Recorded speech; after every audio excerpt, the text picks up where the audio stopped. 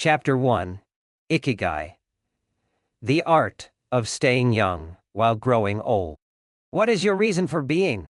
According to the Japanese, everyone has an Ikigai 97 what a French philosopher might call a raison d'être 92 eater.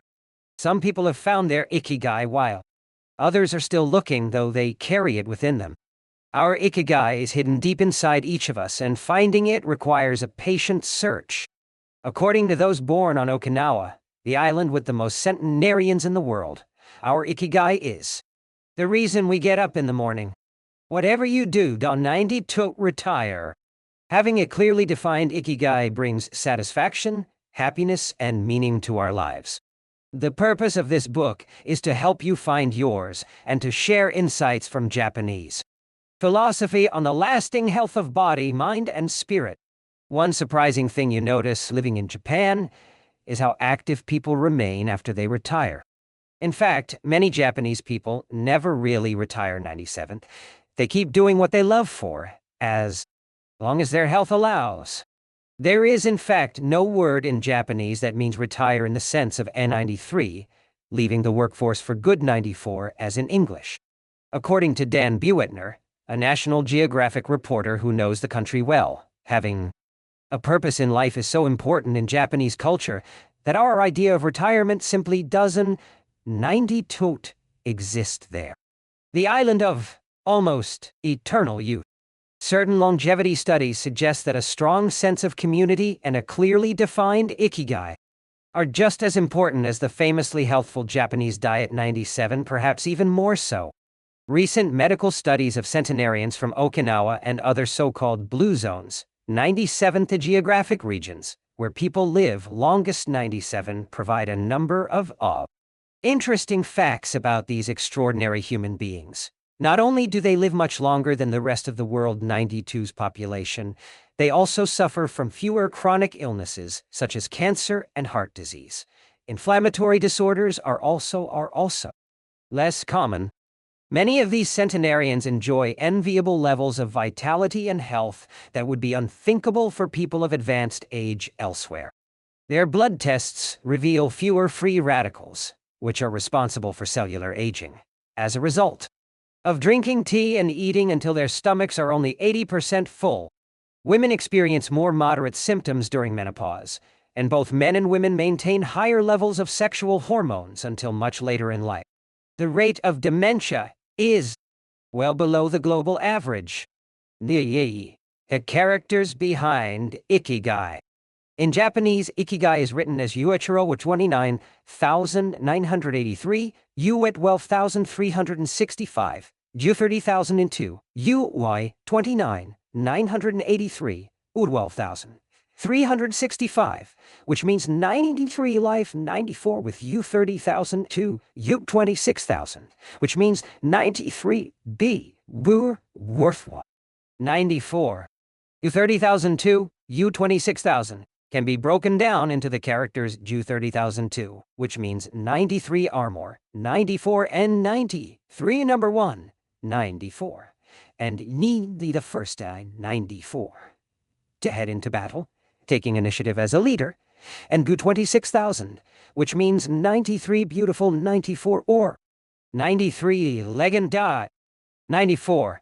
Though we will consider each of these findings over the course of the book, research clearly indicates that the Okinawans' 92 focus on Ikigai gives a sense of purpose to each and every day and plays an important role in their health and longevity. The 5 blue zones. Okinawa holds first place among the world 92's blue zones bio. In Okinawa, women in particular live longer and have fewer diseases than anywhere else in the world. The 5 regions identified and analyzed by Dan Buettner in his book, The Blue Zones are 1. Okinawa, Japan, especially the northern part of the island. The locals eat a diet rich in vegetables and tofu, typically served on small plates. In addition to their philosophy of Ikigai, the moai, or close-knit group of friends, see page 15, plays an important role in their longevity. 2. Dao, Sardinia, Italy, specifically the provinces of Nuoro and Ogliastra. Locals on this island consume plenty of vegetables and 1 or 2 glasses of wine per day. As in Okinawa, the cohesive nature of this community is another factor directly related to longevity. 3. Loma Linda, California. Researchers studied a group of Seventh-day Adventists who are among the longest-living people in the United States. 4. The Nicoya Peninsula, Costa Rica. Locals remain remarkably active after 90. Many of the Region 92's older residents have no problem getting up at 5:30 in the morning to work in the fields. 5. Icaria, Greece. 1 of every 3 inhabitants of this island near the coast of Turkey is over 90 years old, compared to less than 1% of the population of the United States. A fact that has earned it the nickname the Island of Long Life. The local secret seems to be a lifestyle that dates back to 500 BC. In the following chapters, we will examine several factors that seem to be the keys to longevity and are found across the blue zones, paying special attention to Okinawa and its so-called village of longevity. First, however, it is worth pointing out that 3 of these regions are islands, where resources can be scarce and communities have to help one another. For many, helping others might be an ikigai strong enough to keep them alive. According to scientists who have studied the 5 blue zones, the keys to longevity are diet, exercise, finding a purpose in life, an ikigai, and forming strong social ties, 97. That is, having a broad circle of friends and good family relations. Members of these communities manage their time well in order to reduce stress, consume little meat or processed foods, and drink alcohol in moderation. 1. They don 92, do strenuous exercise, but they do move every day, taking walks and working in their vegetable gardens. People in the blue zones would rather walk than drive. Gardening, which involves daily low-intensity movement, is a practice almost all of them have in common. The 80% secret dying wine. One of the most common sayings in Japan is Aichi 93 Harahachi. Bu 94, which is repeated before or after eating, and means something like 93 fill your belly to 80%. 94 ancient wisdom advises against eating until we are full. This is why Okinawans stop eating when they feel their stomachs reach 80% of their capacity, rather than overeating and wearing down their bodies with long digestive processes that accelerate cellular oxidation. Of course, there is no way to know objectively if your stomach is at 80% capacity.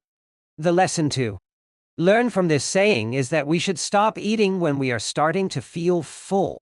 The extra side dish, the snack we eat when we know in our hearts we don 92 really need it, the apple pie after lunch 97. These will give us pleasure in the feast. Short term, but not having them will make us happier in the long term.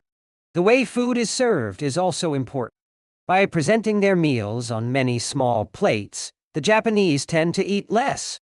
A typical meal in a restaurant in Japan is served in 5 plates on a tray, 4 of them very small and the main dish slightly bigger. Having 5 plates in front of you makes it seem like you are going to eat a lot, but what happens most of the time is that you end up feeling slightly hungry. This is one of the reasons why Westerners in Japan typically lose weight and stay trim.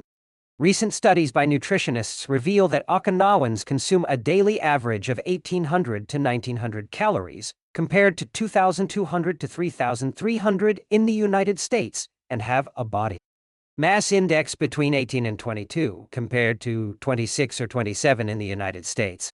The Okinawan diet is rich in tofu, sweet potatoes, fish 3 times per week, and vegetables, roughly 11 ounces per day. In the chapter dedicated to nutrition, we will see which healthy antioxidant-rich foods are included in this 80%. Moai, connected for life.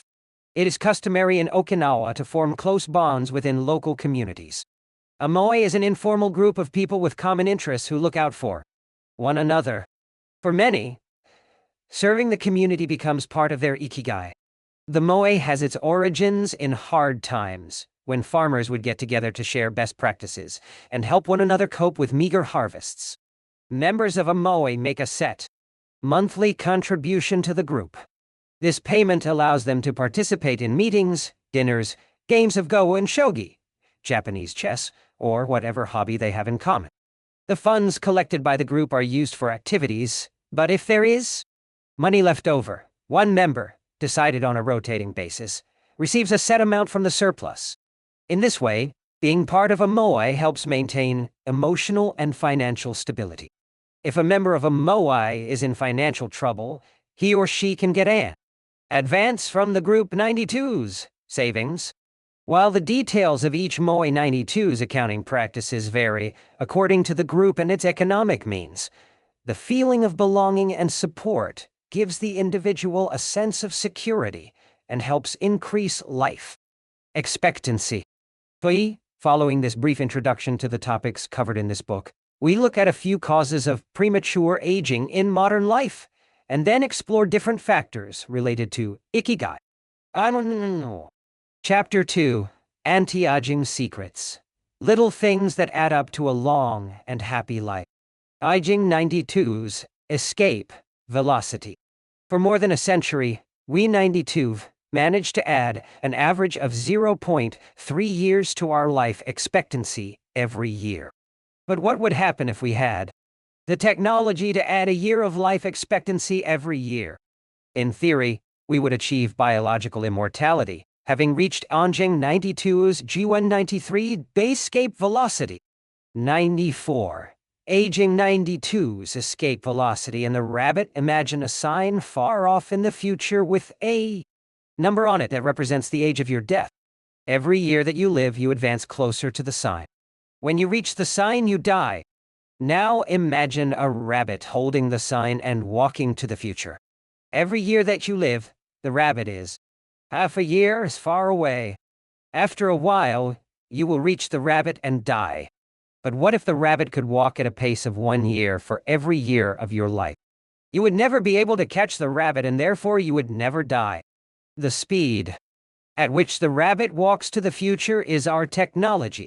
The more we advance technology and knowledge of our bodies, the faster we can make the rabbit walk. Aging 92's escape velocity is the moment at which the rabbit walks at a pace of 1 year per year or faster, and we become immortal. Researchers with an eye to the future, such as Ray Kurzweil and Aubrey de Grey, claim that we 92 reach this escape velocity in a matter of decades. Other scientists are less optimistic, predicting that we 92 reach a limit, a maximum age we 192 to be able to surpass, no matter how much technology we have. For example, some biologists assert that our cells stop regenerating after about 120 years. Active mind, youthful body. There is much wisdom in the classic saying, 93 mens sana, in corpore sano, 94, 93 a sound mind, in a sound body, 94. It reminds us that both mind and body are important, and that the health of one is connected to that of the other. It has been shown that maintaining an active, adaptable mind is one of the key factors in staying young. Having a youthful mind also drives you toward a healthy lifestyle that will slow the aging process. Just as a lack of physical exercise has negative effects on our bodies and mood, a lack of mental exercise is bad for us because it causes our neurons and neural connections to deteriorate 97 and, as a result, reduces our ability to react to our surroundings. This is why IT 92 is so important to give your brain a workout. 1. Pioneer in advocating for mental exercise is the Israeli neuroscientist Shlomo Bresnitz, who argues that the brain needs a lot of stimulation in order to stay in shape.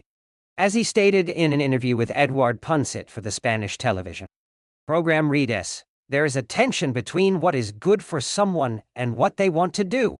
This is because people, especially older people, like to do things as they 92 have always done them. The problem is that when the brain develops ingrained habits, it doesn't 92 need to think anymore.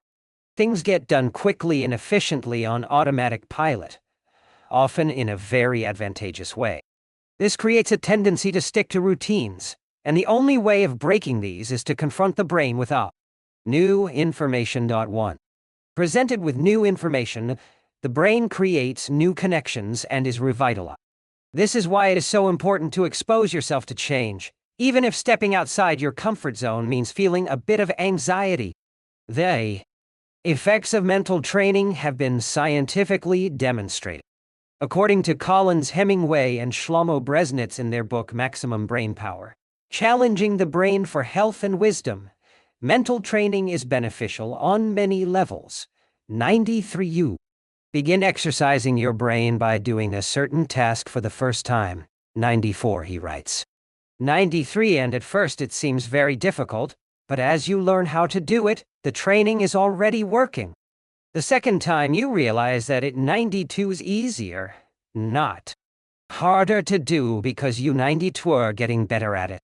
This has a fantastic effect on a person 92's mood. In and of itself, it is a transformation that affects not only the results obtained, but also his or her self-image. 94. This description of a 93 mental workout. 94 might sound a bit formal, but simply interacting with others. 97 playing a game, for example. 97 offers new stimuli and helps prevent the depression that can come with solitude. Our neurons start to age while we are still in our 20s. This process is slowed, however, by intellectual activity, curiosity, and a desire to learn. Dealing with new situations, learning something new every day, playing games, and interacting with other people seem to be essential anti-aging strategies for the mind. Furthermore, a more positive outlook in this regard will yield greater mental benefits. Stress, accused of killing longevity. Many people seem older than they are. Research into the causes of premature aging has shown that stress has a lot to do with it, because the body wears down much faster during periods of crisis. The American Institute of Stress investigated this degenerative process and concluded that most health problems are caused by stress. Researchers at Ikigai, the Heidelberg University Hospital, conducted a study in which they subjected a young doctor to a job interview, which they made even more stressful by forcing him to solve complex math problems for 30 minutes. Afterward, they took a blood sample. What they discovered was that his antibodies had reacted to stress the same way they react to pathogens, activating the proteins that trigger an immune response. The problem is that this response not only neutralizes harmful agents, it also damages healthy cells, leading them to age prematurely.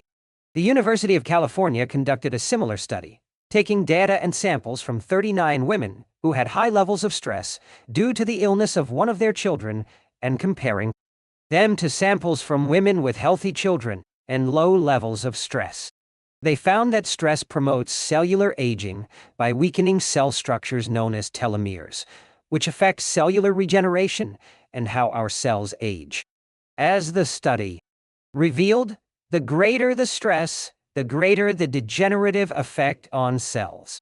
How does stress work? These days, people live at a frantic pace and in a nearly constant state of competition. At this fever pitch, stress is a natural response to the information being received by the body as potentially dangerous or problematic. Theoretically, this is a useful reaction, as it helps us survive in hostile surroundings. Over the course of our evolution, we have used this response to deal with difficult situations and to flee from predators. The alarm that goes off in our head makes our neurons activate the pituitary gland, which produces hormones that release corticotropin, which in turn circulates through the body via the sympathetic nervous system. The adrenal gland is then triggered to release adrenaline and cortisol. Adrenaline raises our respiratory rate and pulse and prepares our muscles for action, getting the body ready to react to perceived danger, while cortisol increases the release of dopamine and blood glucose, which is what gets us I-93 charged up I-94 and allows us to face challenges. Cave dwellers were relaxed most of the time. Coutla 0/0 felt stress only in very specific situations. The threats were real. A predator could end their lives at any moment. High doses of cortisol and adrenaline at moments of danger kept the body healthy. While Outla 0/0, Estrokek 3, outla 0, Astrokiewicz 0, modern humans, outla.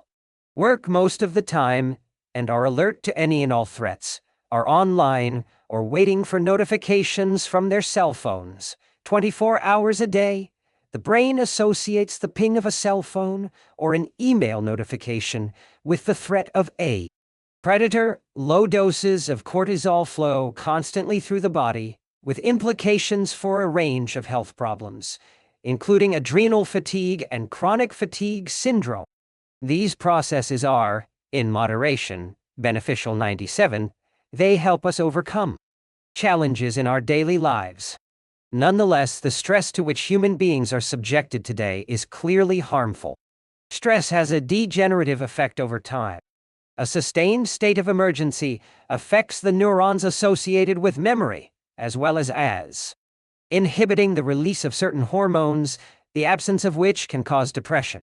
Its secondary effects include irritability, insomnia, anxiety, and high blood pressure. As such, though challenges are good for keeping mind and body active, should adjust our high-stress lifestyles in order to avoid the premature aging of our bodies.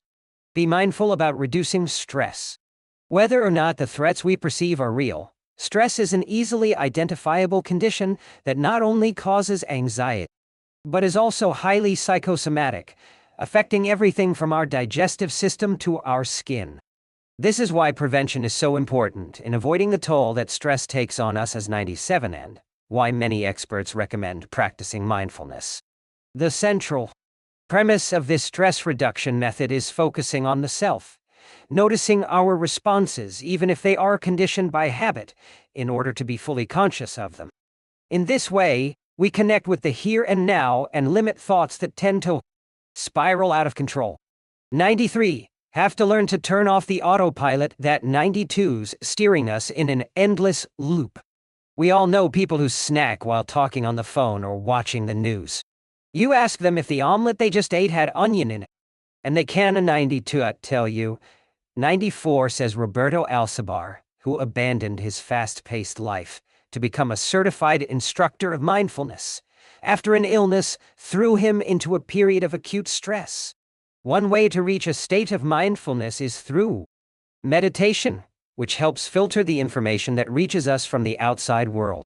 It can also be achieved through breathing exercises, yoga, and body scan.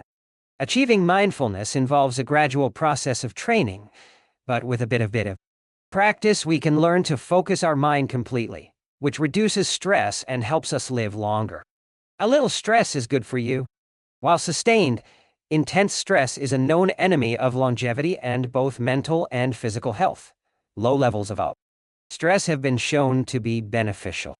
After observing a group of test subjects for more than 20 years, Dr. Howard S. Friedman, a psychology professor at the University of California, Riverside, discovered that people who maintained a low level of stress, who faced challenges and put their heart and soul into their work in order to succeed, lived longer than those who chose a more relaxed lifestyle and retired earlier.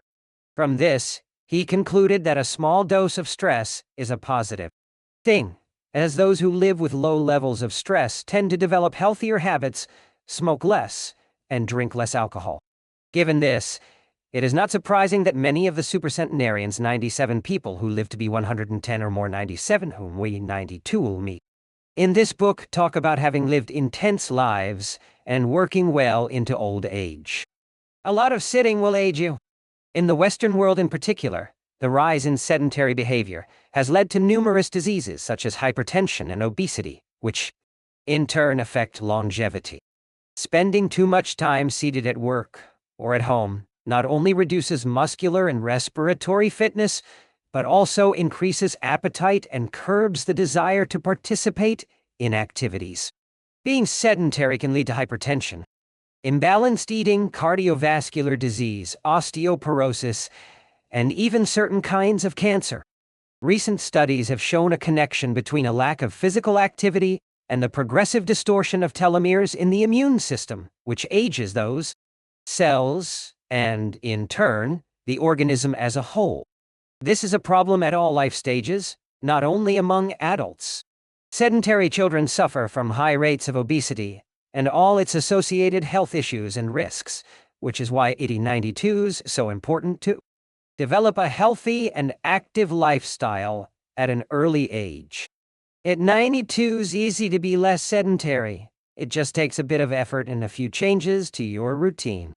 We can access a more active lifestyle that makes us feel better inside and out. 97. We just have to add a few ingredients to our everyday habits. Walk to work, or just go on a walk for at least 20 minutes each day. Use your feet instead of an elevator or escalator. This is good for your posture, your muscles, and your respiratory system, among other things. Participate in social or leisure activities so that you don't 92 spend too much time in front of the television. Replace your junk food with fruit and you 92 will have less of an urge to snack and more nutrients in your system. Get the right amount of sleep. 7 to 9 hours is good, but any more than that makes us lethargic. Play with children or pets or join a sports team. This not only strengthens the body but also stimulates the mind and boosts self-esteem. Be conscious of your daily routine in order to detect harmful habits and replace them with more positive ones. By making these small changes, we can begin to renew our bodies and minds and increase our life expectancy. A Model 92's best kept secret. A Model 92's best kept secret, though we age both externally and internally, both physically and mentally. One of the things that tell us the most about people 92's age is their skin, which takes on different textures and colors according to processes going on beneath the surface. Most of those who make their living as models claim to sleep between 9 and 10 hours the night before a fashion show. This gives their skin a taut, wrinkle-free appearance and a healthy, radiant glow. Science has shown that sleep is a key anti-aging tool, because when we sleep, we generate melatonin, a hormone that occurs naturally in our bodies. The pineal gland produces it from the neurotransmitter serotonin, according to our diurnal and nocturnal rhythms, and it plays a role in our sleep and waking cycles. A powerful antioxidant, melatonin helps us live longer and also offers the following benefits. It strengthens the immune system. It contains an element that protects against cancer. Ikigai. Promotes the natural production of insulin. It slows the onset of Alzheimer's 92's disease. It helps prevent osteoporosis and fight heart disease. For all these reasons, melatonin is a great ally in preserving youth. It should be noted, however, that melatonin production decreases after age 30. We can compensate for this by eating a balanced diet and getting more calcium, soaking up a moderate amount of sun each day, getting enough sleep, avoiding stress, alcohol, tobacco, and caffeine, of which make it harder to get a good night 92's rest, depriving us of the melatonin we need. Experts are trying to determine whether artificially stimulating production of melatonin might help slow the aging process, which would confirm the aging process theory that we already carry the secret to longevity within us. Anti-aging attitudes. The mind has tremendous power over the body and how quickly it ages. Most doctors agree that the secret to keeping the body young is keeping the mind active. 97. Key element of Ikigai 97 and in not caving in when we face difficulties throughout our lives. One study conducted at Yeshiva University found that the people who live the longest have two dispositional traits in common: a positive attitude and a high degree of emotional awareness. In other words, those who face challenges with a positive outlook and are able to manage their emotions are already well on their way toward longevity. A stoic attitude, 97 serenity, in the face of a setback, a 97 can also help keep you young, as it lowers anxiety and stress levels and stabilizes behavior. This can be seen in the greater life expectancies of certain cultures with unhurried, deliberate lifestyles. Many centenarians and supercentenarians have similar profiles. They've had full lives that were difficult at times, but they knew how to approach these challenges with a positive attitude and not be overwhelmed by the obstacles they faced. Alexander Imish, who in 2014 became the world 92's oldest living man at age 111, knew he had good genes but understood that other factors contributed too, 93rd life you live is equally or more important for longevity. 94, he said in an interview with Reuters after being added to Guinness World Records in 2014. An ode to longevity during our stay in Ogimi, the village that holds the Guinness record for longevity. A woman who was about to turn 100 years old sang the following song for us in a mixture of Japanese and the local dialect. 2. Keep healthy and have a long life. Eat just a little of everything with relish. Go to bed early, get up early, and then go out for a walk. We live each day with serenity, and we enjoy the journey. To keep healthy and have a long life, we get on well with all of our friends. Spring, summer, fall, winter, we happily enjoy all the seasons. The secret is to not get distracted by how old the fingers are. From the fingers to the head and back once again. If you keep moving with your fingers working, 100 years will come to you. We can now use our fingers to turn the page to the next chapter, where we will look at the close relationship between longevity and discovering our Life 92's mission. Chapter 3. From Logotherapy to Ikigai. How to live longer and better by finding your purpose. What is logotherapy? A colleague once asked Viktor Frankl to define his school of psychology in a single phrase, to which Frankl replied, 93 well. In logotherapy, the patient sits up straight and has to listen to things that are, on occasion, hard to hear. 94. The colleague had just described psychoanalysis to him in the following terms. 93 in psychoanalysis. The patient lies down on a couch and tells you things that are, on occasion, hard to say. 94. Frankl explains that one of the first questions he would ask his patients was at Tau 93, why do you not commit suicide? 94. Usually the patient found good reasons not to, and was able to carry on. What, then, does logotherapy do? The answer is pretty clear. It helps you find reasons to live. Logotherapy pushes patients to consciously discover their Life 92's purpose in order to confront their neuroses. Their quest to fulfill their destiny then motivates them to press forward, breaking the mental chains of the past and overcoming whatever obstacles they encounter along the way. Something to Live, for a study conducted by Frankl in his Vienna clinic, found that among both patients and personnel, around 80% believed that human beings needed a reason for living, and around 60% felt they had someone or something in their lives worth dying for. The search for meaning. The search for purpose became a personal, driving force that allowed Frankl to achieve his goals. The process of logotherapy can be summarized in these 5 steps. 1. A person feels empty, frustrated, or anxious. 2. The therapist shows him that what he is feeling is the desire to have a meaningful life. 3. The patient discovers his Life 92's purpose at that particular point in time. 4. Of his own free will, the patient decides to accept or reject that destiny. 5. This newfound passion for life helps him overcome obstacles and sorrows. Frankl himself would live and die for his principles and ideals. His experiences as a prisoner at Auschwitz showed him that while 93 everything can be taken from a man but one thing. The last of the human freedoms 97 to choose 192's attitude in any given set of circumstances, to choose 192's own way. 94. It was something he had to go through alone, without any help, and it inspired him for the rest of his life. 10 differences between psychoanalysis and logotherapy. With psychoanalysis, Outlet 0, a stroke with 0, analyzes the unconscious origin of conflicts, instinctual dimension, limits itself to the patient 92's instincts, is fundamentally incompatible with faith, seeks to reconcile conflicts and satisfy impulses and instinct. While in Outlaw 0 stroke with 0, stroke Hec 3, logotherapy, the patient sits facing the therapist, who guides him or her without passing judgment. It looks toward the future, does not delve into the patient 92's neuroses. The drive is toward purpose and meaning. It includes a spiritual dimension. It also works on neurogenic or existential neuroses.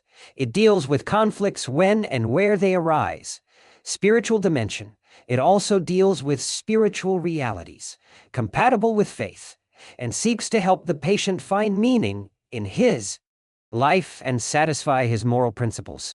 Fight for yourself. Existential frustration arises when our life is without purpose, or when that purpose is skewed. In Frankl 92's view, however, there is no need to see this frustration as an anomaly or a symptom of neurosis. Instead, it can be a positive thing, 97, a catalyst for change. Logotherapy does not see this frustration as mental illness, the way other forms of therapy do, but rather as spiritual anguish, 97, natural and beneficial phenomena that drives those who suffer from it to seek a cure, whether on their own or with the help of others, and in so doing to find greater satisfaction in life. It helps them change their own destiny. Logotherapy enters the picture if the person needs help doing this, if he needs guidance in discovering his Life 92's purpose, and later in overcoming conflicts so he can keep moving toward his objective. In Man 92's Search for Meaning, Frankl cites one of Nietzsche 92's famous aphorisms, 93e, who has a why to live for can bear with almost anyhow. 94, based on his own experience, Frankl believed that our health depends on that natural tension that comes from comparing what we 92've accomplished so far with what we 92'd like to achieve in the future. What we need, then, is not a peaceful existence, but a challenge we can strive to meet by applying all the skills at our disposal. Existential crisis, on the other hand, is typical of modern societies in which people do what they are told to do, or what others do, rather than what they want to do. They often try to fill the gap between what is expected of them and what they want for themselves with economic power or physical pleasure, or by numbing their senses. It can even lead to suicide. Sunday neurosis, for example, is what happens when, without the obligations and commitments of the work week, the individual realizes how empty he is inside. He has to find a solution. Above all, he has to find his purpose, his reason for getting out of bed. 97, his Ikigai diet. 93. Feel empty. Inside. 94. In a study conducted at the Vienna Polyclinic Hospital, Frankl 92's team found that 55% of the patients they interviewed were experiencing some degree of existential crisis. According to logotherapy, discovering 192's purpose in life helps an individual fill that existential void. Frankl, a man who faced his problems and turned his objectives into actions, could look back on his life in peace as he grew old. He did not have to envy those still enjoying their youth, because he had amassed a broad set of experiences that showed he had lived for something. Better living through logotherapy. A few key ideas. We don 90 twat create the meaning of our life, as Sartre claimed. 97, we discover it. We each have a unique reason for being which can be adjusted or transformed many times over the years. Just as worry often brings about precisely the thing that was feared, excessive attention to a desire. 93, hyperintention. 94, can keep that desire from being fulfilled. Humor can help break negative cycles and reduce anxiety. We all have the capacity to do noble or terrible things. The side of the equation we end up on depends on our decisions, not on the condition in which we find ourselves. In the pages that follow, we will look at 4 cases from Frankl 92's own practice, in order to better understand the search for meaning and purpose. Case study: Viktor Frankl. In German concentration camps, as in those that would later be built in Japan and Korea, psychiatrists confirmed that the prisoners with the greatest chance of survival were those who had things they wanted to accomplish outside the camp, those who felt a strong need to get out of there alive.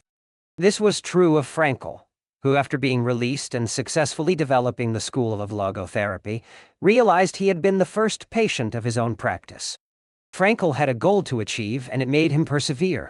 He arrived at Auschwitz carrying a manuscript that contained all the theories and research he had compiled over the course of his career, ready for publication. When it was confiscated, he felt compelled to write it all over again, and that need drove her him and gave his life meaning amid the constant horror and doubt of the concentration camp 97 so. Much so that over the years, and especially when he fell ill with typhus, he would jot down fragments and key words from the lost work on any scrap of paper he found. Case study. The American diplomat. An important North American diplomat went to Frankel to pick up where he left off with a course of treatment he had started 5 years earlier in the United States. When Frankel asked him why he 92D started therapy in the first place, the diplomat answered that he hated his job and his country 92's international policies, which he had to follow and enforce. His American psychoanalyst, whom he 92D been seeing for years, insisted he make peace with his father so that his government and his job, both representations of the paternal figure, would seem less disagreeable. Frankel, however, showed him in just a few sessions that his frustration was due to the fact that he wanted to pursue a different career, and the diplomat concluded his treatment with that idea in mind. 5 years later, the former diplomat informed Frankel that he had been working during that time in a different profession, and that he was happy. In Frankel 92's view, the man not only didn't 92 need all those years of psychoanalysis, he also couldn't 92 even really be considered a guy 93 patient, 94 in need of therapy. He was simply someone in search of a new life 92's purpose. As soon as he found it, his life took on deeper meaning. Case study. The suicidal mother. The mother of a boy who had died at age 11 was admitted to Frankel 92's clinic after she tried to kill herself and her other son. It was this other son, paralyzed since birth, who kept her from carrying out her plan. He did believe his life had a purpose, and if his mother killed them both, it would keep him from achieving his goals. The woman shared her story in a group session. To help her, Frankel asked another woman to imagine a hypothetical situation in which she lay on her deathbed, old and wealthy but childless. The woman insisted that, in that case, she would have felt her life had been a failure. When the suicidal mother was asked to perform the same exercise, imagining herself on her deathbed, she looked back and realized that she had done everything in her power for her children, 97 for both of them. She had given her paralyzed son a good life, and he had turned into a kind, reasonably happy person. 2. This, she added, crying, 93 as for myself, I can look back peacefully on my life, for I can say my life was full of meaning, and I have tried hard to live it fully. I have done my best. 97 have done my best for my son. My life was no failure. 94. In this way, by imagining herself on her deathbed and looking back, the suicidal mother found the meaning that, though she was not aware of it, her life already had. Case study. The grief-stricken doctor. An elderly doctor unable to overcome deep depression into which he 92D fallen after the death of his wife 2 years earlier, went to Frankel for help. Instead of giving him advice or analyzing his condition, Frankel asked him what would have happened if he had been the one who died. First, the doctor, horrified, answered that it would have been terrible for his poor wife, that she would have suffered tremendously. To which Frankel responded, 93 you see, doctor. You have spared her all that suffering, but the price you have to pay for this is to survive and mourn her.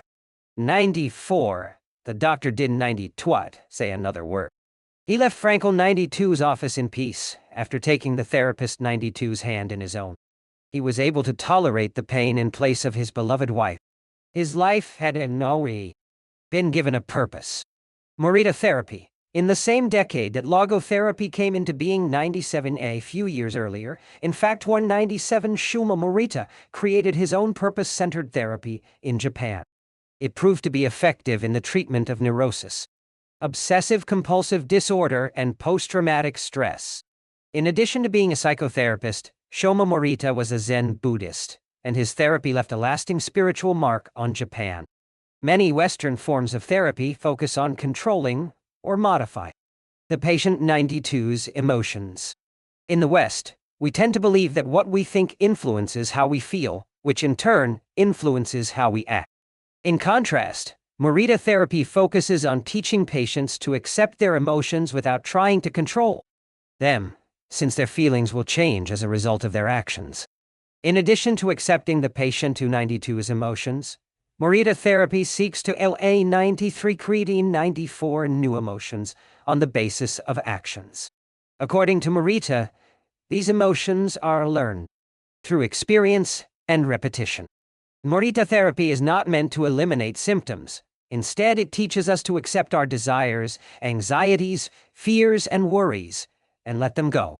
As Morita writes in his book, Morita Therapy and the True Nature of Anxiety-Based Disorders, 93 Feelings, it is best to be wealthy and generous.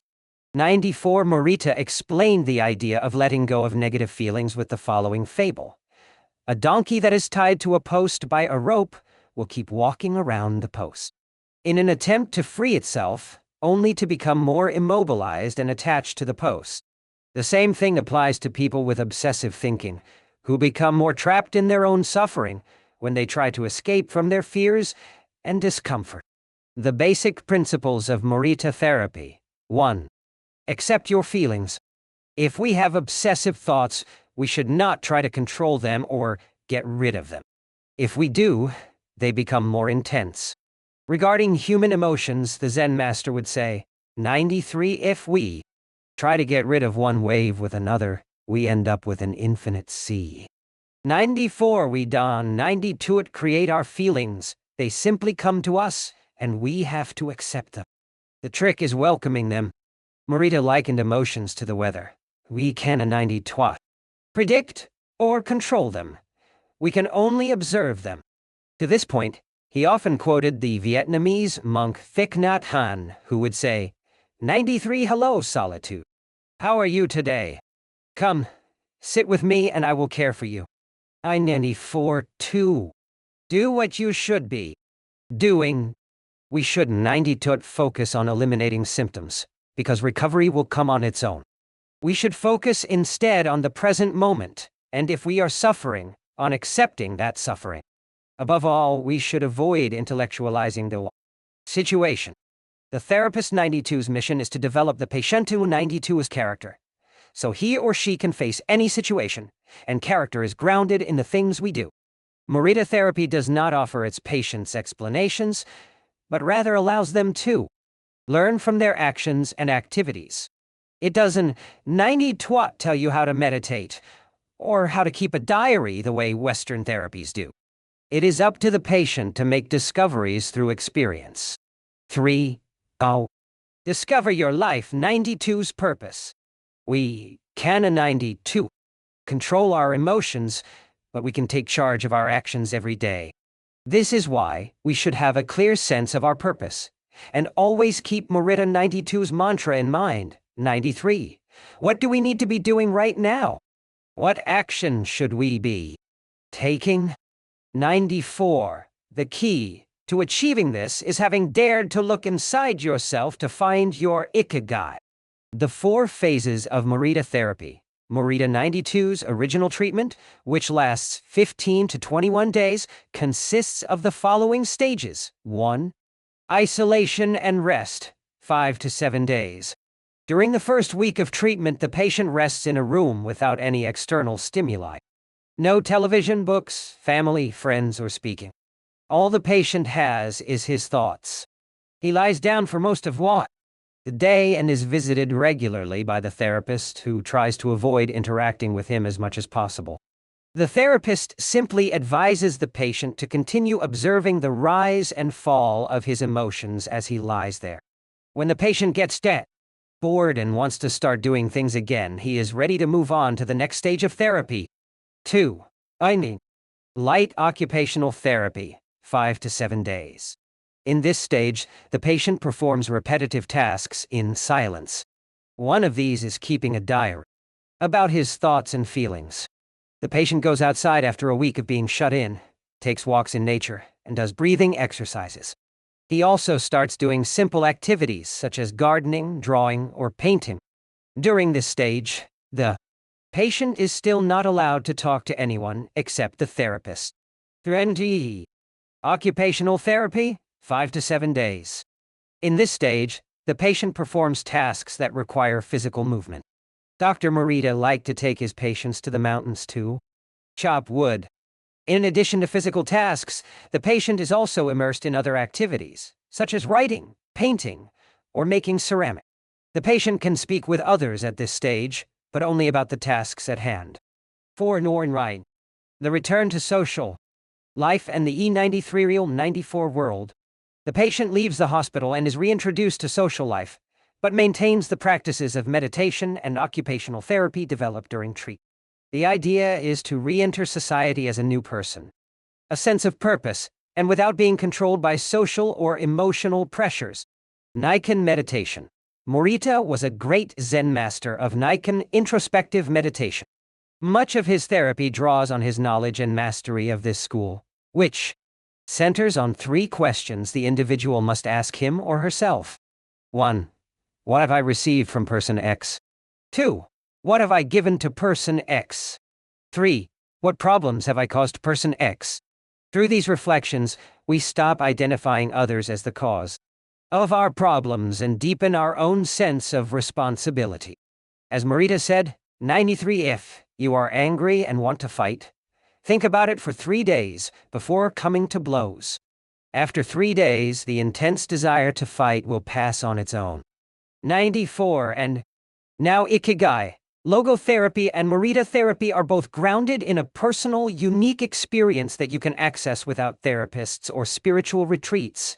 The mission of finding your Ikigai, your existential fuel.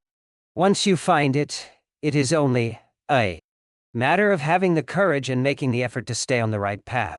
In the following chapters, we 92 take a look at the basic tools you 92 need to get moving along that path, finding flow in the tasks you 92've chosen to do, eating in a balanced and mindful way, doing low-intensity exercise, and learning not to give in when difficulties arise.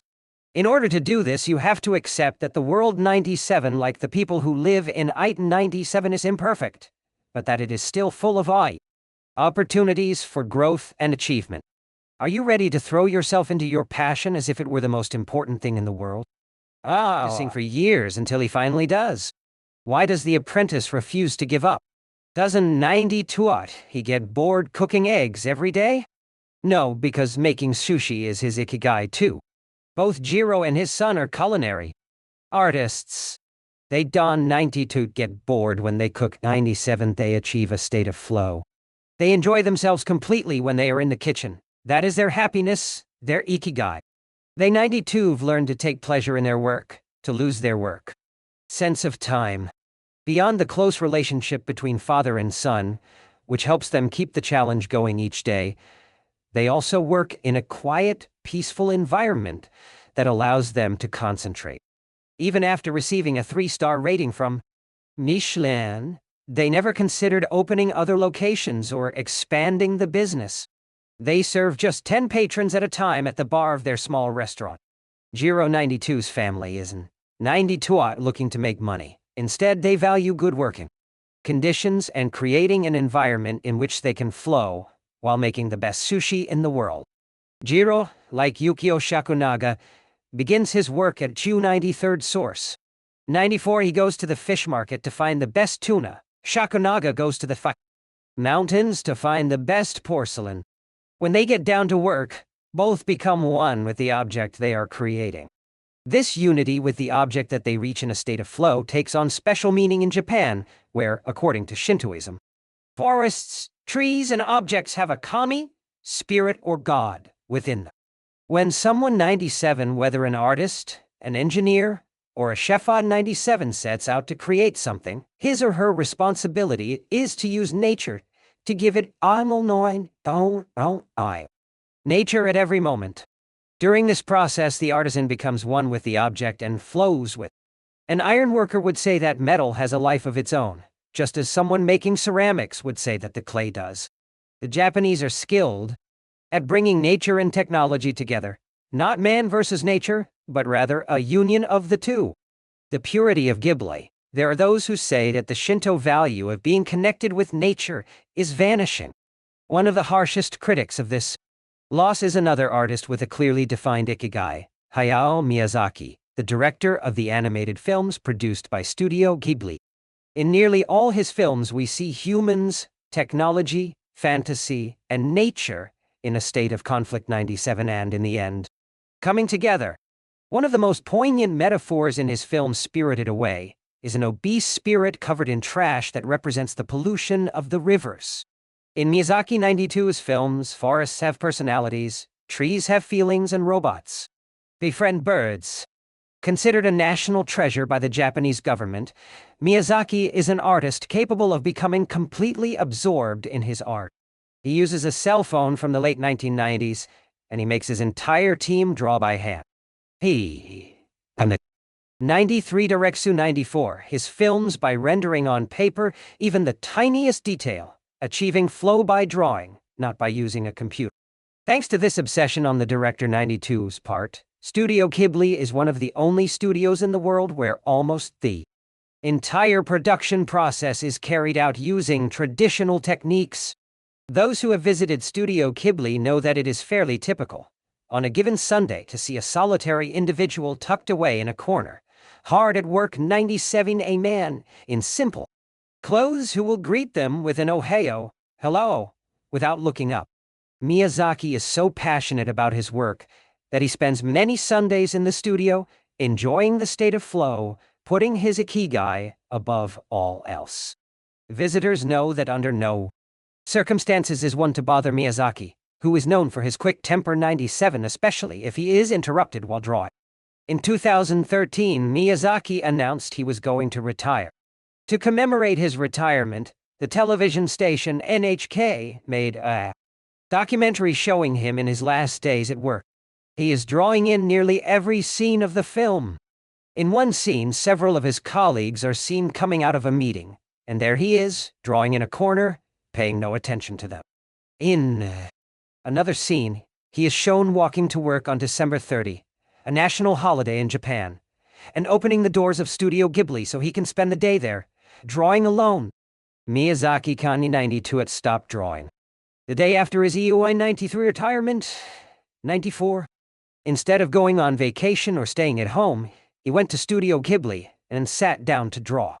His colleagues put on their best poker faces, not knowing what to say. 1 year later, he announced he would 92 make any more feature films, but that he would keep on drawing until the day he died. Can someone really retire if he is passionate about what he does? The recluses, it is not only the Japanese who have this capacity.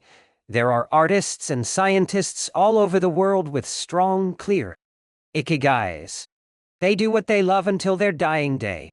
The last thing Einstein wrote before closing his eyes forever was a formula that attempted to unite all the forces of the universe in a single theory. When he died, he was still doing what he loved. If he hadn't 92 been a physicist, he said, he would have been happy as a musician.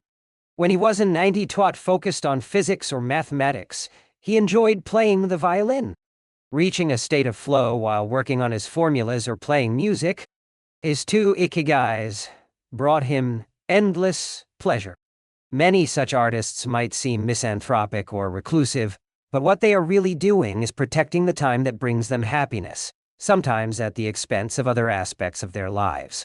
They are outliers who apply the principles of flow to their lives to an extreme. Another example of this kind of artist is the novelist Haruki Murakami. He sees only a close circle of friends and appears in public in Japan only once every few years. Artists know how important it is to protect their space, control their environment, and be free of distractions if they want to flow with their ikigai. Microflow, enjoying mundane tasks. But what happens when we have to, say, do the laundry, mow the lawn, or attend to paperwork? Is there a way to make these mundane tasks enjoyable? Near the Shinjuku subway station, in one of the neural centers of Tokyo, there is a supermarket that still employs elevator operators. The elevators are fairly standard and could easily be operated by the customers, but the store prefers to provide the service of someone holding the door open for you, pushing the button for your floor, and bowing as you exit. If you ask around, you 92 will learn that there is one elevator operator who has been doing the same job since 2004.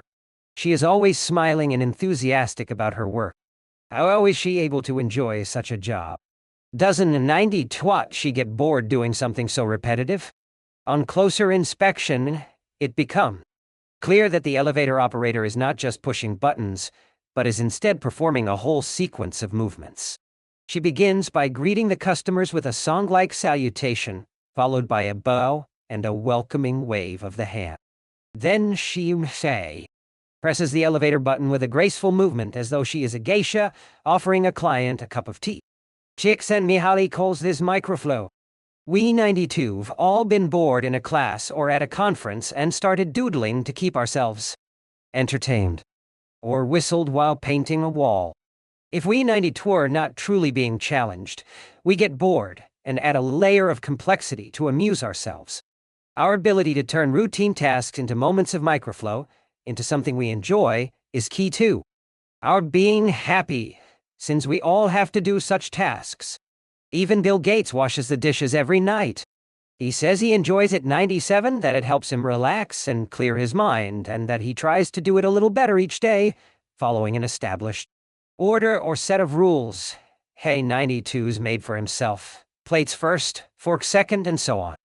92's, one of his daily moments of microflow. Richard Feynman, one of the most important physicists of all time, also took pleasure in routine tasks. W. Daniel Hillis, one of the founders of the supercomputer manufacturer Thinking Machines, hired Feynman to work on the development of a computer that could handle parallel processing when he was already world famous. He says Feynman showed up on his first day of work and said, 93 co-boss, what 92's my assignment? 94. They didn't 92 have anything prepared, so they asked him to work on a certain mathematical problem. He immediately realized they were giving him an irrelevant task to keep him busy, and said, 93rd, it sounds like a bunch of baloney. 97, give me something real to do. 94, so they sent him to a nearby shop to buy office supplies, and he completed his assignment with a smile on his face.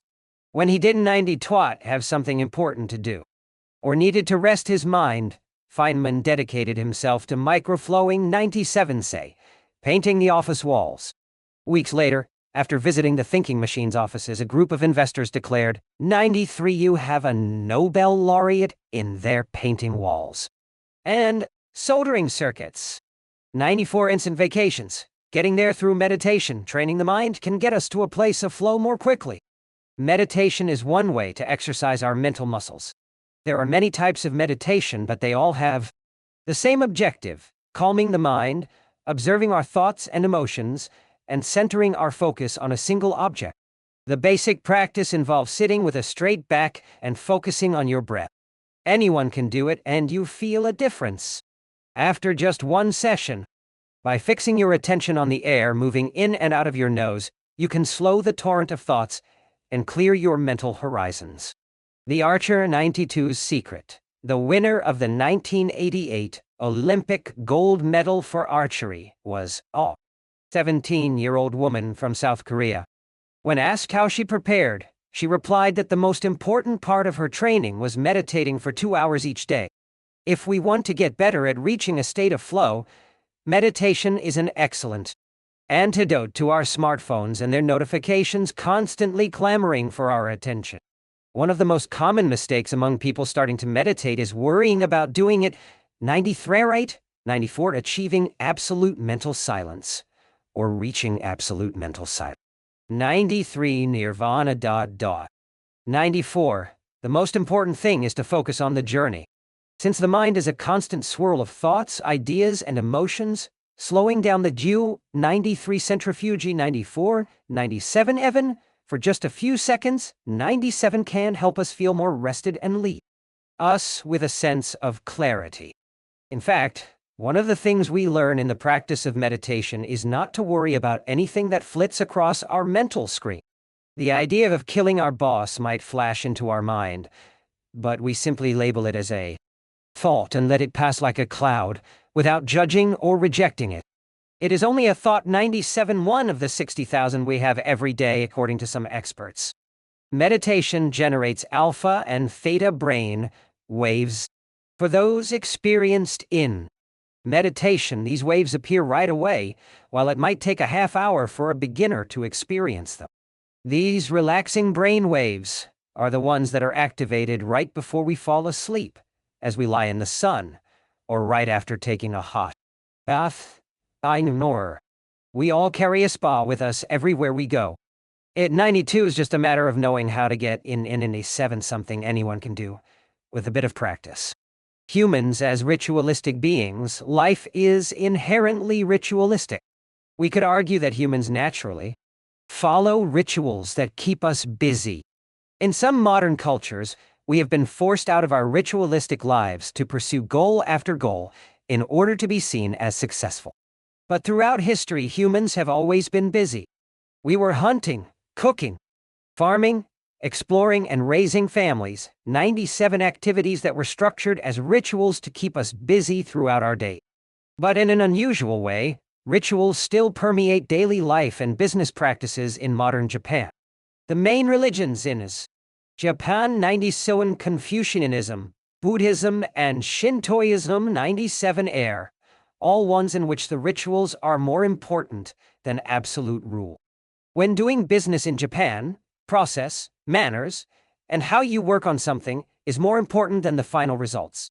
Whether this is good or bad for the economy is beyond the scope of this book.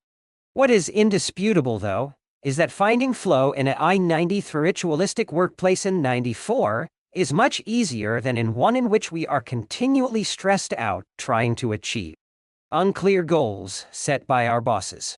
Rituals give us clear rules and objectives, which help us enter a state of flow. When we have only a big goal in front of us, we might feel lost or overwhelmed by it.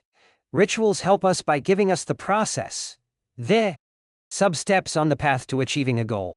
When confronted with a big goal, try to break it down into parts and then attack each part one by one. Focus on enjoying your daily rituals, using them as tools to enter a state of flow. Don't 92 worry about the outcomes 97, it will come naturally. Happiness is in the doing, not in the result. As a rule of thumb, remind yourself, 93 rituals over goals. 94. The happiest people are not the ones who achieve the most. They are the ones who spend more time than others in a state of flow. Using flow to find your Ikigai after reading this chapter, you should have a better idea of which activities in your life make you enter flow. Write all of them on a piece of paper, then ask yourself these questions. What do the activities that drive you to flow have in common? Why do those activities drive you to flow? For example, are all the activities you most like doing ones that you practice alone or with other people? Do you flow more when doing things that require you to move your body or just to think? In the answers to these questions, you might find the underlying Ikigai that drives your life. If you don't 92, then keep searching by going deeper into what you like by spending more of your time in the activities that make you flow. Also, try new things that are not on the list of what makes you flow, but that are similar and that you are curious about. For example, if photography is something that drives you into flow, could also try painting. You might even like it more. Or if you love snowboarding and have never tried surfing. I don't know. Flow is mysterious. It is like a muscle. The more you train it, the more you will flow, and the closer you will be to your Ikigai. Chapter 5. Masters of Longevity.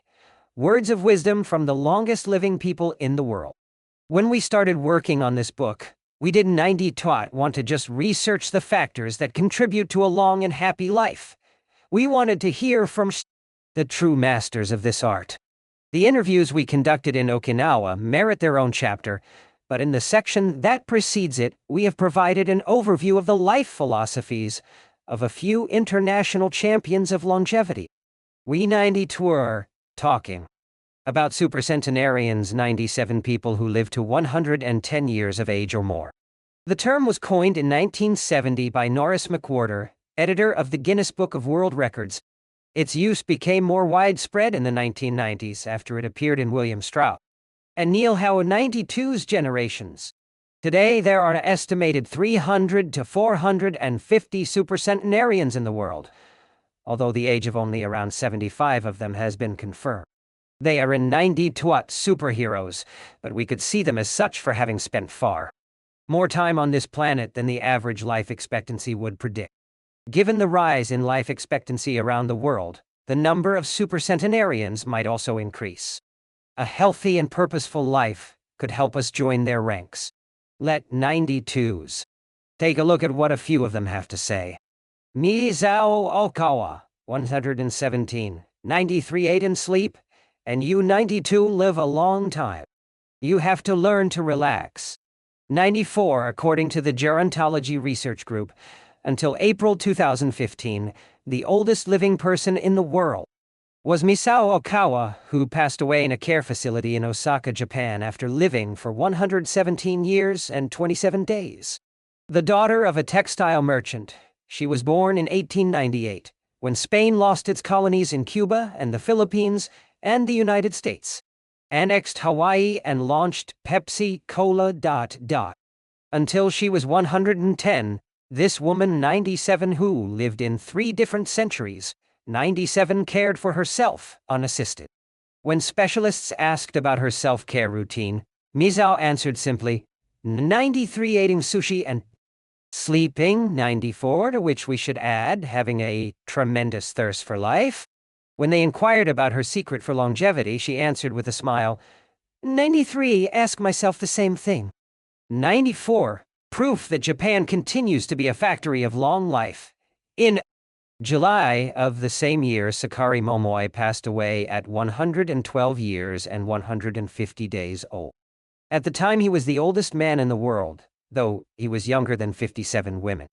Mar-Ada Capovilla, 116, 93-92, never eaten meat in my life. 94, born in Ecuador in 1889, Mar-Ada Capovilla was recognized by Guinness as the world's 92's oldest person. She died of pneumonia in 2006 at 116 years and 347 days old, leaving behind 3 children, 12 grandchildren, and 20 great grandchildren.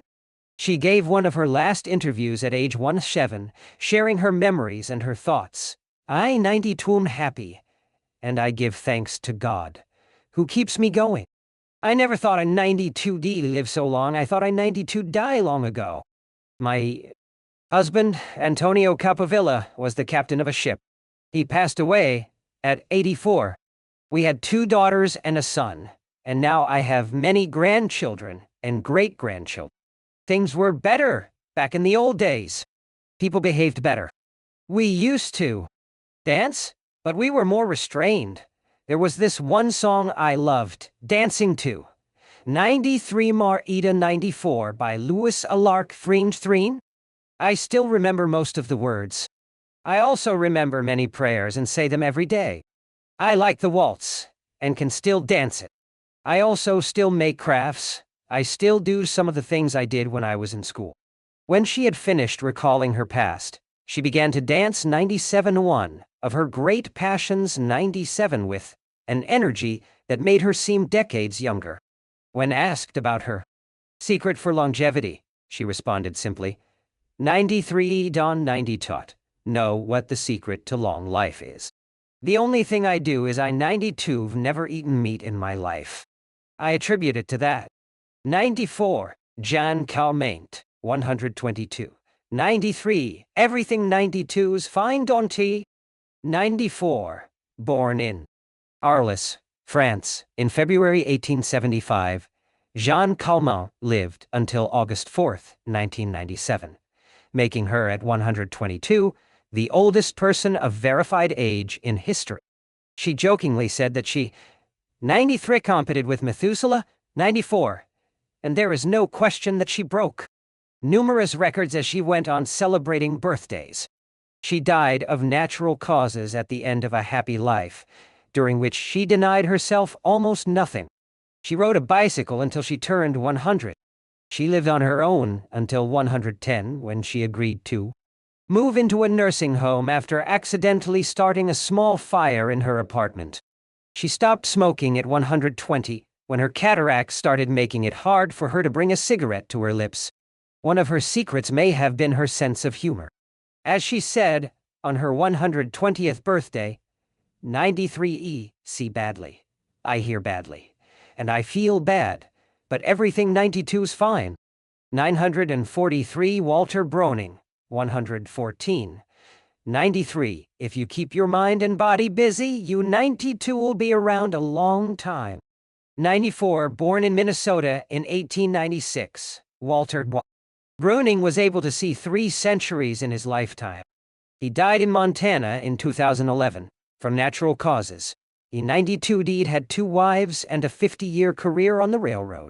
At 83, he retired to an assisted living center in Montana, where he remained until his death. He is the second oldest man of verified age ever born in the United States. He gave many interviews in his final years, insisting that his longevity stemmed from, among other things, his habit of eating only 2 meals per day and working for as many years as he could. 93. Your mind and your body. You keep both busy. 94, he said on his 112th birthday. 93. You 92 be here a long time? 94. Back then, he was still exercising every day. Among Browning 92's other secrets, he had a habit of helping others, and he was a 92 afraid of dying. As he declared in a 2010 interview with the Associated Press, 93 were 92 all going to die. Some people are scared of dying. Never be afraid to die. Because you 92 are born to die. 94. Before passing away in 2011, he is said to have told a pastor that he 92'd made a deal with God. If he was Chan 90 taught going to get better, it was time to go. Alexander Imish, 111. 93 just haven't. 92 died yet. 94. Born in Poland in 1903. Alexander Imish was a chemist and parapsychologist residing in the United States who, after the death of his predecessor in 2014, became the oldest man of authenticated age in the world. Imish himself died shortly thereafter, in June of that year, leaving behind a long life, rich with experiences. Imish attributed his longevity to, among other things, never drinking alcohol. 93, 92s. Not as though I 92D won the Nobel Prize. 94, he said upon being declared the world 92's oldest man. 93. Never thought I 92D get to be so old. 94. When asked about his secret to living so long, his answer was 93 Don, 90 taught no. I just haven't 92 died yet. 94. Ikigai artists. The secret to long life, however, is not held by supercentenarians alone. There are many people of advanced age who, though they haven't 90 taught made it into Guinness World Records, offer us inspiration and ideas for bringing energy and meaning to our lives. Artists, for example, who carry the torch of their Ikigai instead of retiring have this power. Art, in all its forms, is an Ikigai that can bring happiness and purpose to our days. Enjoying or creating beauty is free and something all human beings have access to. Hokusai, the Japanese artist who made woodblock prints in the ukiyo-e style and lived for 88 years, from the mid-18th to the mid-19th century, added this postscript to the first edition of his 100 Views of Mount Fuji. All that I have produced before the age of 70 is not worth being counted. It is at the age of 73 that I have somewhat begun to understand the structure of true nature, of animals and grasses, and trees and birds, and fishes and insects. Consequently, at 80 years of age, I shall have made still more progress. At 90, I hope to have penetrated into the mystery of things. At 100 years of age, I should have reached decidedly a marvelous degree. And when I shall be 110, all that I do, every point and every line, shall be instinct with life. In the pages that Follow we 92 collected some of the most inspirational words from artists interviewed by Camille Sweeney for the New York Times. Of those still living, none have retired, and all still enjoy their passion, which they plan to pursue until their final breath, demonstrating that when you have a clear purpose, no one can stop you. The actor Christopher Plummer, still working at 86, reveals a dark desire shared by many who love the profession. 93 want to drop dead on stage. That would be a nice theatrical way to go. 94, Osamu Tezuka, the father of modern Japanese manga, shared this feeling. Before he died in 1989, his last words as he drew one final cartoon were, "Jet 93, please. Just let me work." 94, the 86-year-old filmmaker Frederick Wiseman declared on a stroll through Paris that he likes to work, which is why he does it with such intensity. 93, everybody complains about their aches and pains and all that, but my friends are either dead or are still working. 94, he said. Carmen Herrera, a painter who just entered her 100th year, sold her first canvas at age 89. Today, her work is in the permanent collections of the Tate Modern and the Museum of Modern Art. When asked how she viewed her future, she responded, 93, yay, am always waiting to finish the next thing. Absurd, I know. I go day by day. 94, never stop learning. 93, you may grow old and trembling in your anatomies. You may lie awake at night listening to the disorder of your veins. You may miss your only love. You may see the world about you devastated by evil lunatics, or know your honor trampled in the sewers of baser minds. There is only one thing for it then, 97, to learn. Learn why the world wags and what wags it.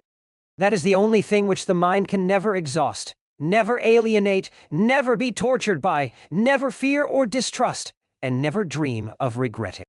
94, 97 to Dar.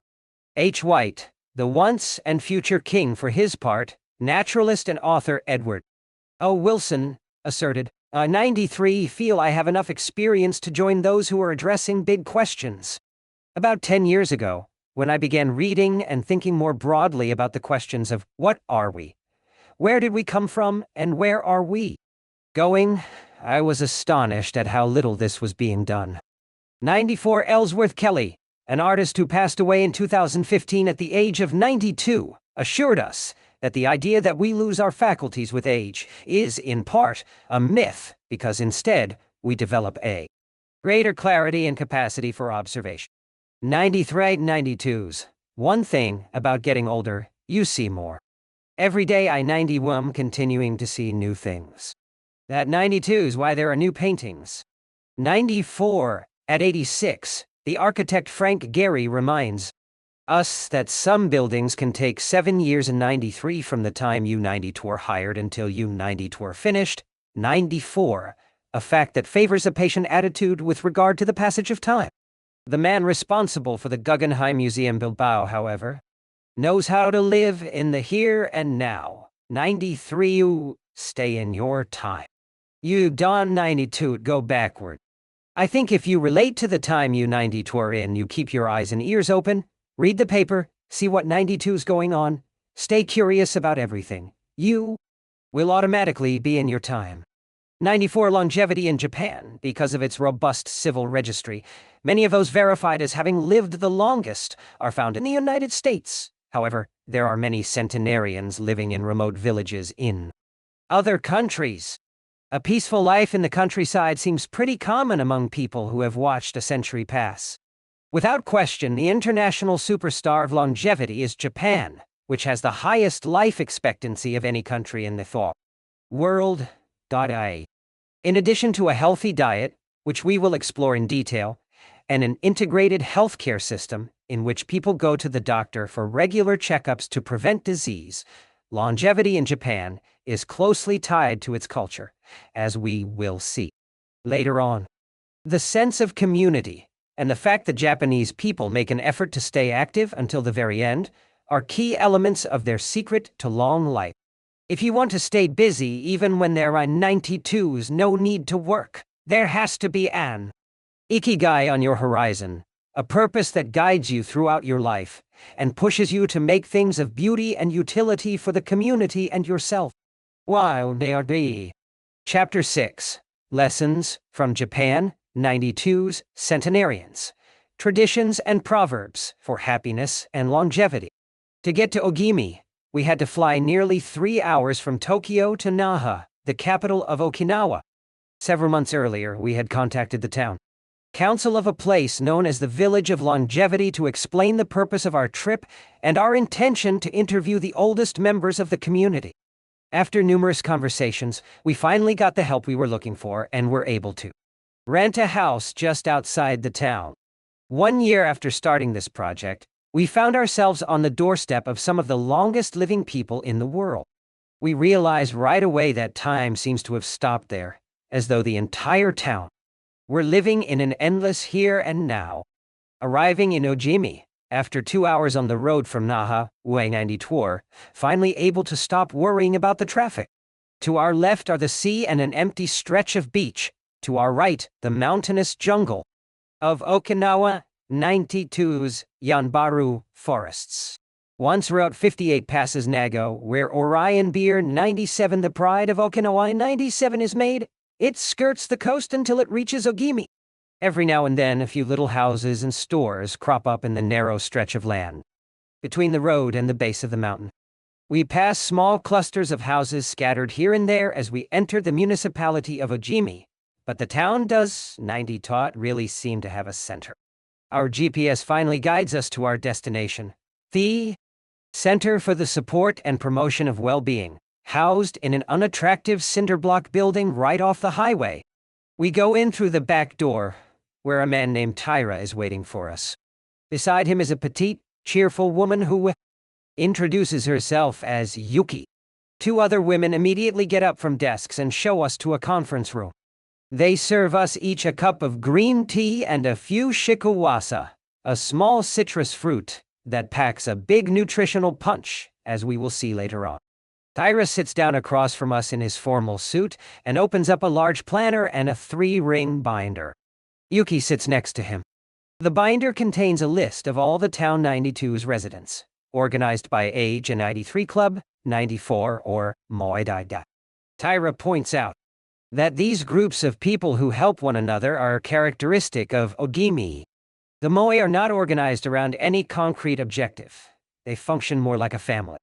Tyra also tells us that volunteer work rather than money drives much of what happens in Ogimi. Everyone offers to pitch in, and the local government takes care of assigning tasks. This way, everyone can be useful and feels like a part of the community. Ogimi is the penultimate town before Cape Hido, the northernmost point of the largest island in the archipelago. From the top of one of Ogimi 92's mountains, Y92 able to look down over the whole town. Almost everything is the green of the Yanbaru jungle, making us wonder where the nearly 3,200 residents are hiding. We can see a few houses, but they 92 scattered in little clusters near the sea, or in small valleys accessible by side roads. Communal life. We 92 are invited to eat in one of Ogimi 92's few restaurants, but when we arrive, the only 3 tables are already reserved. 93 to 92. Worried we're 92 will go to Chiromai instead. It never fills up, 94 says Yuki, walking back to her car. She 92 is still driving at age 88, and takes great pride in that. Her co-pilot is 99. And has also decided to spend the day with us. We have to drive fast to keep up with them on a highway that is sometimes more dirt than asphalt. Finally reaching the other end of the jungle, we can at last sit down to eat. 93 I, done 90 twat, really go. To restaurants? 94 Yuki says as we take our seats. 93 almost everything I eat comes from my vegetable garden, and I buy my fish from Tanaka, who 92's been my friend forever. 94. The restaurant is right by the sea and seems like something from the planet Tatooine from Star Wars. The menu boasts in large letters that it serves 93 slow food, 94 prepared with organic vegetables grown in the town. 93 but really, 94 Yuki continues. 93 food is the least important thing. 94. She is extroverted and rather pretty. She likes to talk about her role as the director of several associations run by the local government. 93 foot 1. 92 what? Help you live longer. 94, she says, bringing to her lips a bite of the diminutive confection that followed our meal. Die? 93rd secret is smiling and having a good time. 94. There are no bars and only a few restaurants in Ojimi, but those who live there enjoy a rich social life that revolves around community centers. The town is divided into 17 neighborhoods, and each one has a president and several people in charge of things like culture, festivals, social activities, and longevity. Residents pay close attention to this last category. We 92 are invited to the community center of one of the 17 neighborhoods. It is an old building right next to one of the mountains of the Yanbaru jungle, home to Bunagaya, the town 92's iconic sprites. The Bunagaya spirits of the Yanbaru jungle. Bunagaya are magical creatures that inhabit the Yanbaru jungle near Ogimi and its surrounding towns. They manifest as children with long red hair and like to hide in the jungle 92's Gagamaru, banyan trees, and go fishing on the beach. Many of Okinawa 92's stories and fables are about Bunagaya sprites. They are mischievous, playful, and unpredictable. Locals say that the Bunagaya love the mountains, rivers, sea, trees, earth, wind, and animals, and that if you want to befriend them, you have to show respect for nature. A birthday party. When we arrive at the neighborhood 92's community center, Wayne 92 are greeted by a group of about 20 people who proudly proclaim 93rd youngest among us is 83. 94. We conduct our interviews at a large table while drinking green tea. When we finish, 92 are brought to an event space where we celebrate the birthdays of 3 members of the group. One woman is turning 99, another 94, and one 93 young man, 94, has just reached 89. We sing a few songs, popular in the village, and finish up with EE93 Happy Birthday 94 in English. The woman turning 99 blows out the candles and thanks everyone for coming to her party. We eat homemade shikuwasa cake and end up dancing and celebrating as though it were the birthday of a 20-something. EE92 is the first party, but not the last, that we 92 will attend during our week in the village. We 92 will also do karaoke with a group of seniors who sing better than we do, and attend a traditional festival with local bands, dancers, and food, stands at the foot of a mountain. Celebrate each day together. Celebrations seem to be an essential part of life in Ojimi. We 92 are invited to watch a game of gateball, one of the most popular sports among Okinawa 92's older residents. It involves hitting a ball with a mallet-like stick. It is a low-impact sport that can be played anywhere, and is a good excuse to move around and have fun as a group. The residents hold local competitions, and there is no age limit for participants. We participate in the weekly game and lose to a woman who recently turned 104. Everyone cheers, and the defeated look on our faces elicits laughter. In addition to playing and celebrating as a community, spirituality is also essential to the happiness of the village 92's resident. The gods of Okinawa. The main religion in Okinawa is known as Ryukyu Shinto. Ryukyu is the original name of the Okinawa archipelago, and Shinto means 93rd path of the gods. 941. Ryukyu Shinto combines elements of Chinese Taoism, Confucianism, Buddhism, and Shintoism with shamanistic and animistic elements. According to this ancient faith, the world is populated by an infinite number of spirits divided into several types. Spirits of the home, of the forest, of the trees, and of the mountains. It is important to appease these spirits through rituals and festivals, and by consecrating sacred grounds. Okinawa is full of sacred jungles and forests, where many of the 2 main kinds of temples are found, the Utaki and the Uganju. We visited an Uganju, or small, open-air temple adorned with incense and coins, next to a waterfall, in Ojimi. The utaki is a collection of stones, where people go to pray and where, supposedly, spirits gather. In Okinawa 92's religious practice, women are considered spiritually superior to men, whereas the opposite is true of traditional Shintoism in the rest of Japan. Yuta are women chosen as mediums by their communities to make contact with the spirit realm through traditional rites. Ancestor worship is another important feature of spiritual practice in Okinawa, and in Japan in general. The home of each generation, 92's firstborn, usually contains a batsuden, or small altar, used to pray for and make offerings to the family 92's ancestors. Mabui. Every person has an essence, or mabui. This mabui is our spirit, and the source of our life force. It is immortal, and makes us who we are. Sometimes the mabui of someone who has died is trapped in the body of a living person. This situation requires a separation ritual to free the mabui of the deceased. It often happens when a person dies suddenly, 97, especially at a young age 97. His or her mabui does not want to move on to the realm of the dead. A mabui can also be passed from person to person by physical contact. A grandmother who leaves her granddaughter a ring transfers a part of her mabui to her. Photographs can also be a medium for passing mabui among people. The older, the stronger looking back. Our days in Ojimi were intense, but relaxed, 97 sort of like the lifestyle of the locals, who always seemed to be busy with important tasks, but who, upon closer inspection, did everything with a sense of calm. They were always pursuing their Ikigai, but they were never in a rush. Not only did they seem to be happily busy, but we also noticed that they followed the other principles for happiness that Washington Burnap stated 200 years ago. 93rd grand essentials to happiness in this life are something to do, something to love, and something to hope for. 94 on our last day, we went to buy gifts at a small market at the edge of town.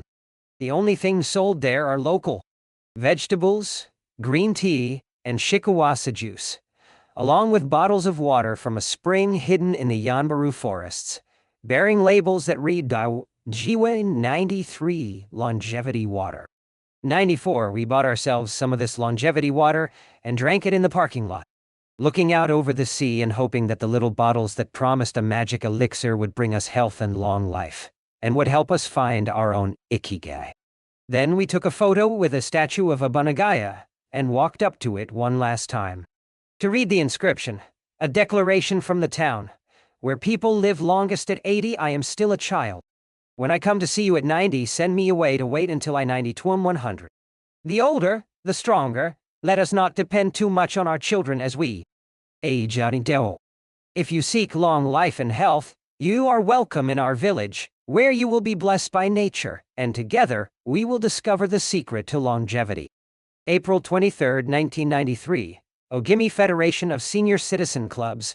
The interviews over the course of a week, we conducted a total of 100 interviews, asking the eldest members of the community about their life philosophy, their Ikigai, and the secrets to longevity.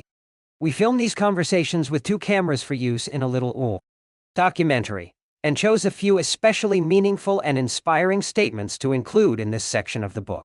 1. Daisi. The 92 worry. 93rd secret to a long life is not to worry. And to keep your heart young. 97 to 90 taught, let it grow old. Open your heart to people with a nice smile on your face. If you smile and open your heart, your grandchildren and everyone else will want to see you. 94. 93rd. Best way to avoid anxiety is to go out in the street and say hello to people. I do it every day. I go out there and say, 91 hello. 92 and Dio 91Z. You later? 92, then I go home and care for my vegetable garden. In the afternoon I spend time with friends. 94, 93 here, everyone gets along. We try not to cause problems. Spending time together and having fun is the only thing that matters. 94, 2. Cultivate good habits. 93. Feel joy every morning waking up at 6 and opening the curtains to look out at my garden, where I grow my own vegetables. I go right outside to check on my tomatoes, my mandarin oranges. I love the sight of them. 97. It relaxes me. After an hour in the garden, I go back inside and make breakfast. 94. 93. Plant my own vegetables and cook them myself. That 92's my Ikigai. 94. 93rd key to staying sharp in old age is in your fingers. From your fingers to your brain and back again. If you keep your fingers busy, you 92 alive to see 100. 94 and 93. Get up at 4 every day. I set my alarm for that time, have a cup of coffee and do all little exercise, lifting my arm. That gives me energy for the rest of the day. 94, 93. Eat a bit of everything. I think that 92's the secret. I like variety in what I eat. I think it tastes better. 94, 93. Working dog. If you don 92 at work, your body breaks down. 94, 93. When I wake up, I go to the Butsudan and light incense. You have to keep your ancestors in mind. And 92's the first thing I do every morning. 94, 93. Wake up every day at the same time, early, and spend the morning in my vegetable garden. I go dancing with my friends once a week. 94, 93. Do exercise every day, and every morning I go for a little walk. 94, 93. Never forget to do my Taiso exercises when I get up. 94, 93. Eating vegetables. 97. Night helps you live longer. 94, 93. To live a long time, you need to do 3 things. Exercise to stay healthy, eat well, and spend time with people. 94, 3. Nurture your friendships every day. 93. Getting together with my friends is my most important Ikigai. We all get together here and talk. 97. Night 92's very important. I always know I 92, see them all here tomorrow, and that 92's one of my favorite things in life. 94, 93. Main hobby is getting together with friends and neighbors. 94, 93. Talking each day with the people you love. That 92's the secret to a long life. 94, 93. I say 91. Hello. 92 and I'll 91z you later. 92 to the children on their way to school, and wave at everyone who goes by me in their car. 91. Drive safely. 92, I say. Between 7:20 a.m. and 8:15 a.m., I 92 am outside on my feet the whole time saying hello to people. Once everyone 92's gone, I go back inside. 94 to 93. Chatting and drinking tea with my neighbors. That 92's the best thing in life. And singing together. 94, 93. Wake up at 5 every morning, leave the house and walk to the sea. Then I go to a friend 92's house and we have tea together. That 92's the secret to long life. Getting together with people and going from place to place. 94, 4 a day. Living unhurried. Life. 93. Me. Secret to a long life is always saying to myself, 91 slow down, 92, and I 90 owner relax. 92 you live much longer if you 92 are not in a hurry. 94, 93 make things with wicker. That 92's my Ikigai. The first thing I do when I wake up is pray. Then I do my exercises and eat breakfast. At 7 I calmly start working on my wicker. When I get tired at 5 I go visit my friends. 94, 93 doing many different things every day. Always staying busy but doing one thing at a time, without getting overwhelmed. 94, 93rd secret to long life is going to bed early, waking up early, and going for a walk. Living peacefully and enjoying the little things. Getting along with your friends. Spring, summer, fall, winter. Enjoying each season, happily. 94, 5. Be optimistic on 93 every day, I say to myself. 91 today will be full of health and energy. Live it to the fullest. 92, 94, 93, and 98. But consider myself young. 8. I still have so much to do. I need for 93 laugh. Laughter is the most important thing. I laugh wherever I go. 94, 93, and 91 going to live to be 100. Of course I am. 92's a huge motivation for me. 94, 93, and singing with your grandchildren is the best thing in life. 94, 93, feel very fortunate to have been born here. I give thanks for it every day. 94, 93rd, most important thing in Ojimi in life is to keep smiling. 94, 93, do volunteer work to give back to the village a bit of what it has given to me. For example, I use my car to help friends get to the hospital. 94, 93rd or 93rd or 92 is no secret to it. The trick is just to live. 94 keys to the Ogimi lifestyle. 100% of the people we interviewed keep a vegetable garden, and most of them also have fields of off-field. Tea, mangoes, shikuwasa, and so on. All belong to some form of neighborhood association where they feel cared for as though by family. They celebrate all the time, even little things. Music, song, and dance are essential parts of daily life. They have an important purpose in life, or several. They have an Ikigai, but they don't 90 twat take it too seriously. They are relaxed and enjoy all that they do.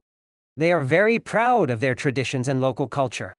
They are passionate about everything they do, however insignificant it might seem. Locals have a strong sense of Uemaru 97, recognizing the connection between people.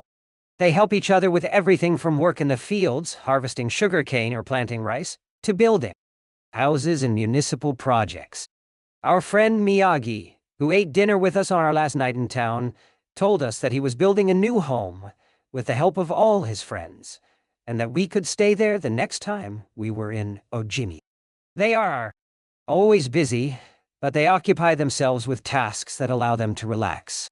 We did 92 see a single old grandpa sitting on a bench doing nothing. They 92 are always coming and going. 97 to sing karaoke, visit with neighbors, or play a game of skateball. Chapter 7b, The Ikigai Diet. What the world 92's longest living people eat and drink.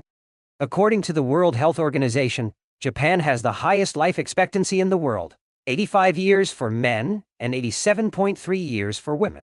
Moreover, it has the highest ratio of centenarians in the world, more than 520 for every million people, as of September 2016. The graph in page 76, which compares life expectancy in Japan, its province Okinawa, Sweden, and the United States, shows that, while life expectancy in Japan is high overall, Okinawa exceeds the national average. Okinawa is one of the areas in Japan that were most affected by World War II. As a result, not only of conflicts on the battlefield, but also of hunger and a lack of resources. Once the war ended, the average life expectancy was not very high during the 1940s and 1950s. As Okinawans recovered from the destruction, however, they came to be some of the country 92's longest living citizens. What secrets to long life do the Japanese hold? What is it about Okinawa that makes it the best of the best in terms of life expectancy? Experts point out that, for one thing, Okinawa is the only province in Japan without train. Its residents have to walk or cycle when not driving. It is also the only province that has managed to follow the Japanese government 92's recommendation of eating less than 10 grams of salt per day. Okinawa 92's miracle diet. The mortality rate from cardiovascular disease in Okinawa is the top lowest in Japan, and diet almost certainly has a lot to do with this. It is no coincidence that the E93 Okinawa diet, 94, is so often discussed around the world at panels on nutrition. The most concrete and widely cited data on diet in Okinawa come from studies by Makoto Suzuki, a cardiologist at the University of the Ryukyus, who has published more than 700 scientific articles on nutrition and aging in Okinawa since 1970. Bradley J. Wilcox and D. Craig Wilcox joined Makoto Suzuki 92's research team and published a book considered the Bible on the subject, the Okinawa Program 1. They reached the following conclusions. Locals eat a wide variety of foods, especially vegetables. Variety seems to be key. A study of Okinawa 92's centenarians showed that they ate 206 different foods, including spices, on a regular basis. They ate an average of 18 different foods each day, a striking contrast to the nutritional poverty of our fast food culture. They eat at least 5 servings of fruits and vegetables every day. At least 7 types of fruits and vegetables are consumed by Okinawans on a daily basis. The easiest way to check if there is enough variety on your table is to make sure you 92 or 93 eating the rainbow. 94. A table featuring red peppers, carrots, spinach, cauliflower, and eggplant, for example, offers great color and variety. Vegetables, potatoes, legumes, and soy products, such as tofu, are the staples of an Okinawan 92's diet. More than 30% of their daily calories comes from vegetables. Grains are the foundation of their diet. Japanese people eat white rice every day, sometimes adding noodles. Rice is the primary food in Okinawa as well. They rarely eat sugar, and if they do, 92's cane sugar. We drove through several sugarcane fields every morning on our way to Ogami, and even drank a glass of cane juice at Nakajin Castle. Beside the stall, selling the juice was a sign describing the anti-carcinogenic benefits of sugarcane. In addition to these basic dietary principles, Okinawans eat fish an average of 3 times per week. Unlike in other parts of Japan, the most frequently consumed meat is pork, though locals eat it only once or twice per week. Along these lines, Makoto Suzuki 92's studies indicate the following. Okinawans consume, in general, 1/3 as much sugar as the rest of Japan 92's population, which means that sweets and chocolate are much less a part of their diet. They also eat practically half as much salt as the rest of Japan, 7 grams per day compared to an average of 12. They consume fewer calories, an average of 1785 per day compared to 2068 in the rest of Japan. In fact, low caloric intake is common among the 5 blue zones. Diet. Harahachibu. This brings us back to the 80% rule we mentioned in the first chapter, a concept known in Japanese as harahachibu. 892 is easy to do. When you notice you 92 are almost full but could have a little more, stop eating. One easy way to start applying the concept of harahachibu is to skip dessert, or to reduce portion size. The idea is to still be a little bit hungry when you finish. This is why portion size tends to be much smaller in Japan than in the West. Food is in 92 served as appetizers, main courses, and dessert. Instead, IT92 is much more common to see everything presented at once on small plates. One with rice, another with vegetables, a bowl of miso soup, and something to snack on. Serving food on many small plates makes it easier to avoid eating too much and facilitates the varied diet discussed at the beginning of this chapter. Harahachibu is an ancient practice. The 12th century book on Zen Buddhism, Zazen Yujinki, recommends eating 2/3 as much as you might want to. Eating less than one might want is common among all Buddhist temples in the East. Perhaps Buddhism recognized the benefits of limiting caloric intake more than 9 centuries ago. So, eat less to live longer? Few would challenge this idea. Without taking it to the extreme of malnutrition, of course. Eating fewer calories than our bodies ask for seems to increase longevity. The key to staying healthy while consuming fewer calories is eating foods with a high nutritional value, especially 93 superfoods 94, and avoiding those that add to our overall caloric intake, but offer little to no nutritional value. The calorie restriction we 92've been discussing is one of the most effective ways to add years to your life. If the body regularly consumes enough or too many calories, it gets lethargic and starts to wear down, expending significant energy on digestion alone. Another benefit of calorie restriction is that it reduces levels of IGF-1, insulin-like growth factor 1, in the body. IGF-1 is a protein that plays a significant role in the aging process. It seems that one of the reasons humans and animals age is an excess of this protein in their blood. Whether calorie restriction will extend lifespan in humans is not yet known, but data increasingly indicate that moderate calorie restriction with adequate nutrition has a powerful protective effect against obesity, type 2 diabetes, inflammation, hypertension, and cardiovascular disease, and reduces metabolic risk factors associated with cancer.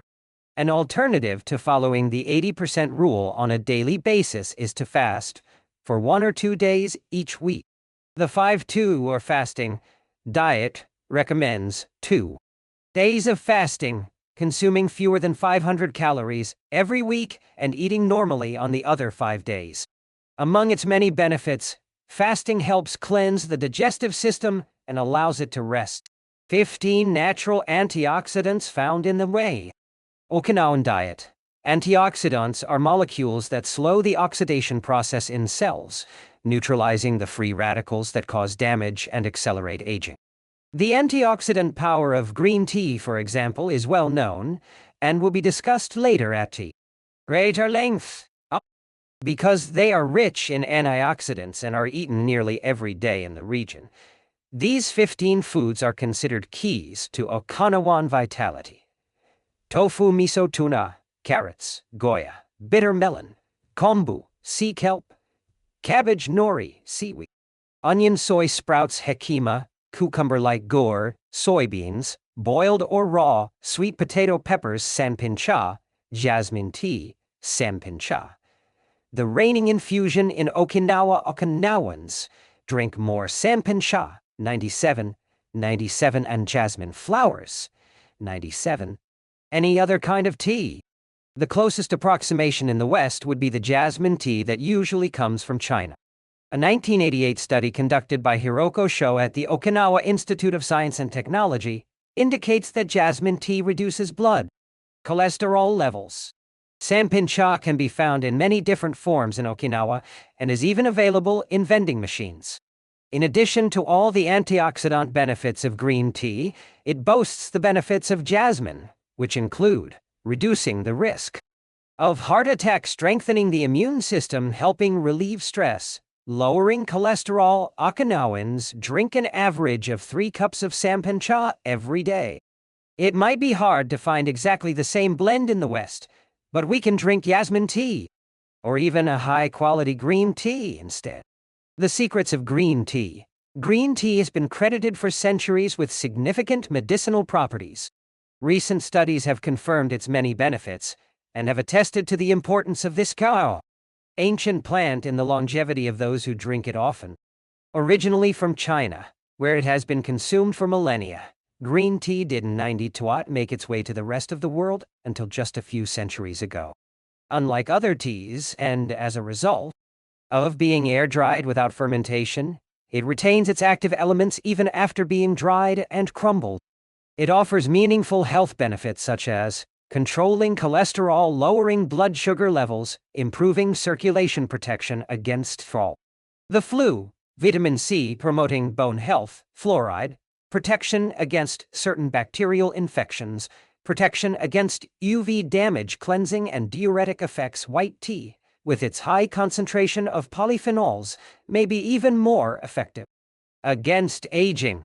In fact, it is considered to be the natural product with the greatest antioxidant power in the world, 97 to the extent that 1 cup of white tea might pack the same punch as about a dozen glasses of orange juice.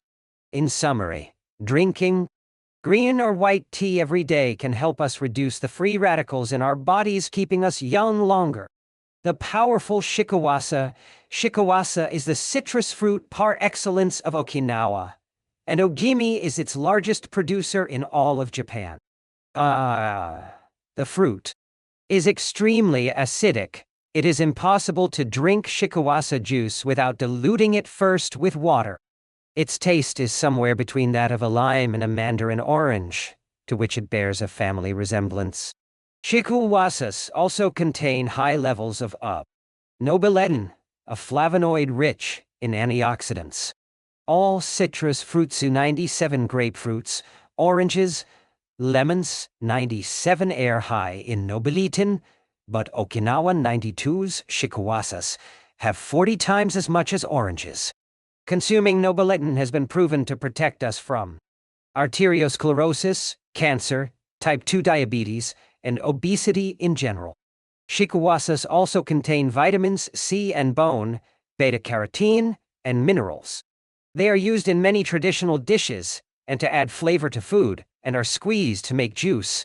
While conducting research at the birthday parties of the town of 92 George 93 grandparents, 94 we were served shikawasa cake. The antioxidant canon for Westerners in 2010, the UK 92, Daily Mirror published a list of foods recommended by experts to combat aging. Among these foods readily available in the West are vegetables such as broccoli and chard for their high concentration of water, minerals, and fiber, oily fish such as salmon, mackerel, tuna, and sardines for all the antioxidants in there. Fat fruits such as citrus, strawberries, and apricots. They are an excellent source of vitamins and help eliminate toxins from the body. Berries such as blueberries and goji berries. They are rich in phytochemical antioxidants. Dried fruits, which contain vitamins and antioxidants, and give you energy. Grains such as oats and wheat, which give you energy and contain minerals. Olive oil, for its antioxidant effects that show in your skin. Red wine, in moderation, for its antioxidant and vasodilatory properties. Foods that should be eliminated are refined sugar and grains, processed baked goods, and prepared foods, along with cow 92's milk and all its derivatives.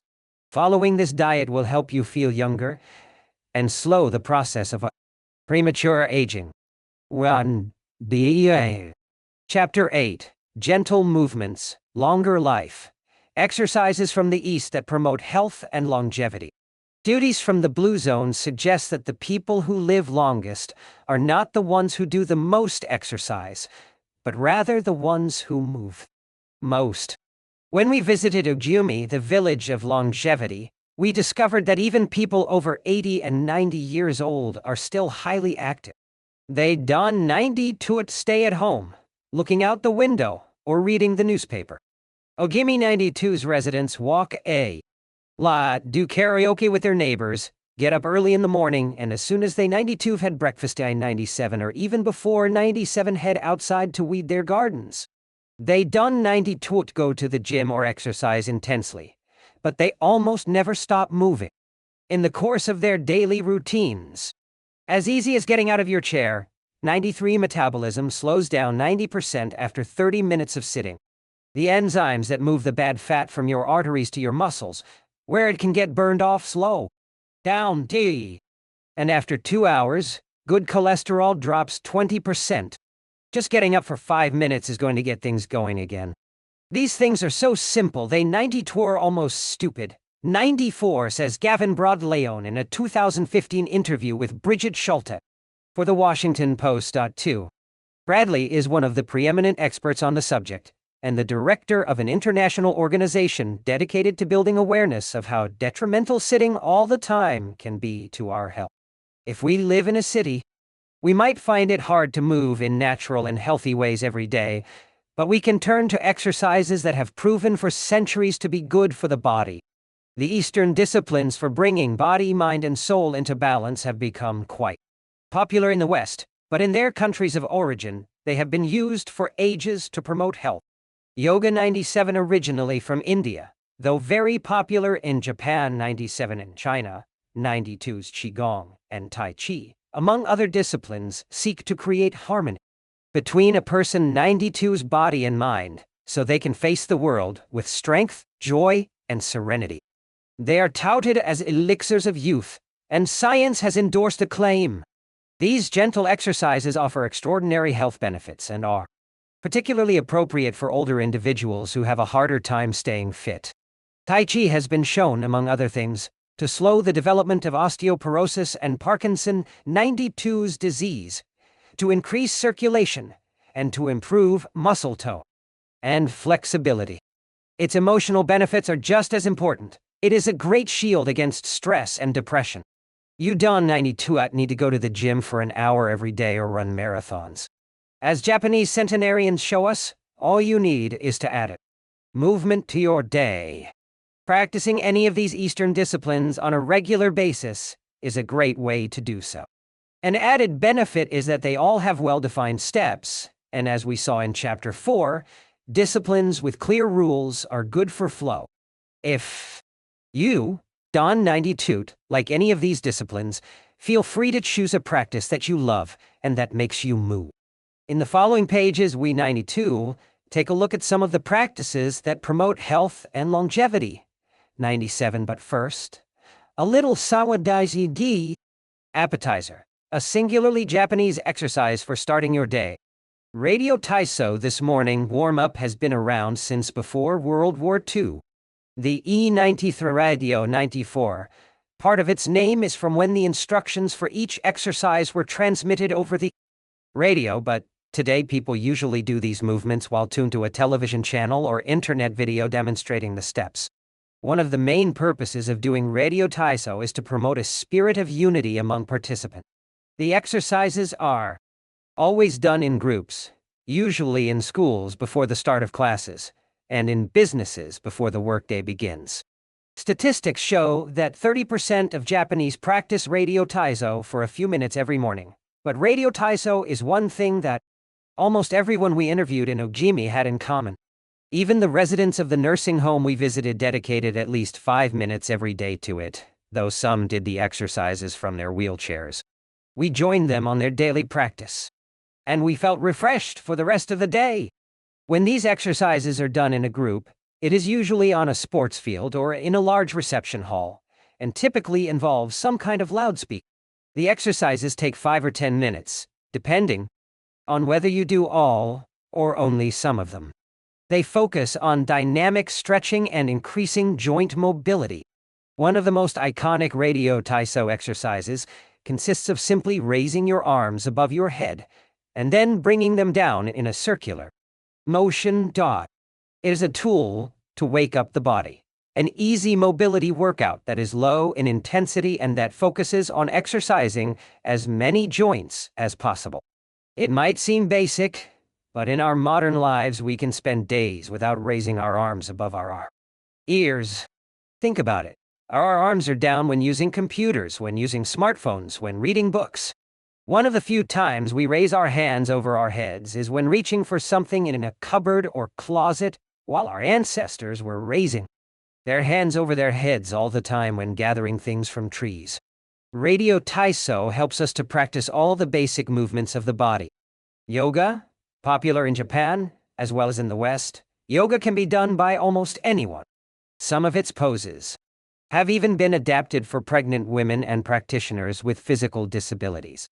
Yoga comes from India, where it was developed millennia ago to unite our mental and physical elements. The word yoga itself comes from the Sanskrit term for four. 93 yoke, 94, which refers to the crosspiece that binds draft animals to one another, and to the cart day, 90 twerple. Yoga strives to unite body and mind in the same way, guiding us toward a healthy lifestyle in harmony with the world around us. The main objectives of yoga are to bring us closer to our human nature, mental and physical purification, to bring us closer to the divine styles of yoga, though all are oriented towards similar goals. There are many different types of yoga that vary according to the traditions and texts from which they were developed. The differences among them lie, as the masters say, in the path taken to the summit of our best self. Jnana Yoga, the yoga of wisdom, the search for discipline and mental growth. Karma Yoga focuses on action, on tasks, and duties that benefit oneself, and 192's Community Bhakti Yoga, the yoga of devotion and surrender to the divine. Mantra Yoga focuses on the recitation of mantras to reach a state of relaxation. Kundalini Yoga combines diverse steps to reach the desired mental state. Raja Yoga, also known as the Royal Path, encompasses a range of steps geared toward achieving communion with oneself and others. Hatha Yoga, the most widespread form in the West and others. Japan, characterized by asanas or poses combined in a quest for balance. How to do a sun salutation. The sun salutation is one of the most iconic exercises in Hatha Yoga. To do it, you simply have to follow these 12 basic movements. 1. With your feet together, stand up straight but keep your muscles relaxed. Exhale. 2. Place the palms of your hands together in front of your chest. From this position, inhale as you raise your arms above your head and bend backward slightly. 3. Exhale as you bend forward until you touch the ground with the palms of your hands, without bending your knees. 4. Stretch one leg back to touch the floor with the tips of your toes. Inhale, die. 5. Bring the other leg back, keeping your legs and arms straight as you hold your breath. 6. As you exhale, bend your arms and bring your chest to the ground and then forward, resting your knees on the ground. 7. Straighten your arms and bend your spine back, keeping the lower half of your body on the ground. Inhale, die, shout. With your hands and feet on the ground, lift your hips until your arms and legs are straight and your body forms an upside-down V. Exhale throughout the movement. 9. Line. Bring forward the same leg you 92D stretched back earlier and bend it so that your knee and foot are aligned under your head and between your hands. Inhale. 10. Torn V. Exhale as you bring your back foot forward and straighten your legs, keeping your hands on the ground as in posture 3. 11. Bring your arms above your head with your palms together and bend backward slightly as you did in posture 2 while you inhale. 12. Lower your arms to their initial position in mountain pose while you exhale. You 92've just greeted the sun. Now you 92 are ready to have a fantastic day. Tai Chi, also known as TTOI Chi Chi 92an or Tai Chi Quan. Tai Chi is a Chinese martial art that can be traced back hundreds of years to Buddhism and Confucianism. It is very popular in Japan too. According to Chinese tradition, it was created by the Taoist master and martial arts practitioner Zhang Sanfeng, though it was Yang Luqian who in the 19th century brought the form to the rest of the world. Tai Chi was originally a Nijia, or internal martial art, meaning its goal was personal growth. Dai. Focused on self-defense, it teaches those who practice it to defeat their adversaries by using the least amount of force possible and by relying on agility. Tai Chi, which was also seen as a means of healing body and mind, would go on to be used more frequently to foster health and inner peace. To encourage its citizens to be more active, the Chinese government promoted it as an exercise, and it lost its original connection to martial arts, becoming instead a source of health and well-being accessible to all. Styles of Tai Chi. There are different schools and styles of Tai Chi. The following are the best known. Chen style alternates between slow movements and explosive ones. Yang style, the most widespread of the forms, characterized by slow, fluid movements. Wu style utilizes small, slow, deliberate movements. Hao style, centered on internal movements, with almost microscopic external movements. One of the least practiced forms of Tai Chi, even in China despite their differences. These styles all have the same objectives. 1. To control movement through stillness. 2. To overcome force through finesse. 3. To move second and arrive first. 4. To know yourself and your opponent. The 10 basic principles of Tai Chi. According to the master Yang Chengfu, the correct practice of Tai Chi follows 10 basic principles. 1. Elevate the crown of your head and focus all your energy there. 2. Tighten your chest and expand your back to lighten your lower body. 3. Relax your waist and let it guide your body. 4. Learn to differentiate between heaviness and lightness, knowing how your weight is distributed. 5. Relax the shoulders to allow free movement of the arms and promote the flow of energy. 6. Value the agility of the mind over the strength of the body. 7. Unify the upper and lower body so they act in concert. 8. Unify the internal and the external to synchronize mind, body, and breath. 9. Do not break the flow of your movement. Maintain fluidity and harmony. 10. Look for stillness in movement. An active body leads to a calm mind. Imitating clouds, one of the best-known movements in Tai Chi, consists of following the form of clouds in an exercise called wave hands like clouds. Here are the steps. 1. Extend your arms in front of you with your palms down. 2. Turn your palms to face in, as though you were hugging a tree trunk. 3. Open your arms out to the side. 4. Bring the left arm up and center, and the right arm down and center. 5. Trace the shape of a ball in front of your body. 6. Turn your left palm toward your face. 7. Shift your weight to your left foot and pivot from your hip toward that side, while your eyes follow the movement of your hand. 8. Bring your left hand to your waist, and your right hand in front of your face. 9. Shift your weight to your right foot. 10. Pivot toward your right, looking at your raised right hand the entire time. 11. Repeat this movement fluidly, shifting your weight from one foot to the other as you reposition your hands. 12. Stretch your arms out in front of you again and bring them down slowly, returning to your initial position. Qigong, also known as Qi Kung, its name combines Qi, life force or energy, and Gong, work, indicating that the form works with the individually 92's life force. Though relatively modern, especially under its current name, the art of Qigong is based on the Tao Yin, an ancient art meant to foster mental and physical well-being. The practice began to appear in reports on training in martial arts at the beginning of the 20th century, and by the 1930s was being used in hospitals. The Chinese government later popularized it, as it had done with Tai Chi. Qigong involves static and dynamic physical exercises that stimulate respiration in a standing, seated, or reclined position. There are many different styles of Qigong, but all of them seek to strengthen and regenerate Qi Di. Though its movements are typically gentle, the practice is intense.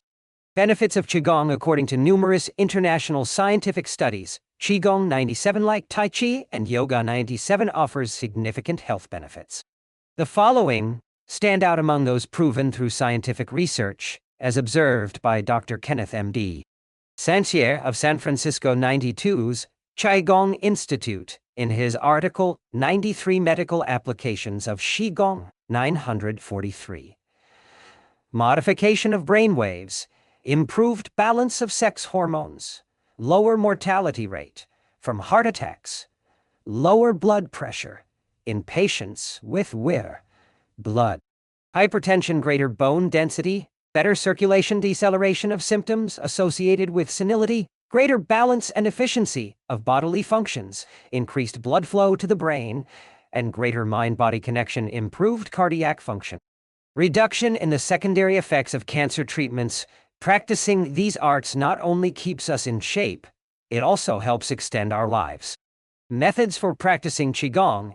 In order to practice Qigong correctly, we should remember that our life energy flows through our whole body. We should know how to regulate its many parts. 1. Tao Shen, regulating the body. By adopting the correct posture. 97. It is important to be firmly rooted to the ground. 2. Tao Shai, regulating the breath until it is calm, steady, and peaceful. 3. Tao Hasin, regulating the mind, the most complicated part, as it implies emptying the mind of thoughts. 4.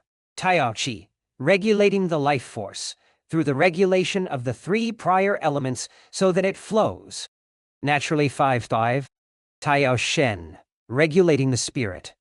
The spirit is both strength and root in battle, as Yang Jwing Ming explains in the essence of Tai Chi Qigong 4. In this way, the whole organism will be prepared to work together toward a single goal. The 5 elements of Qigong, one of Qigong 92's best-known exercises, is a series representing the 5 elements: earth, water, wood, metal, and fire. This series of movements seeks to balance the 5 currents of energy in order to improve brain and organ function. There are several ways to do these movements.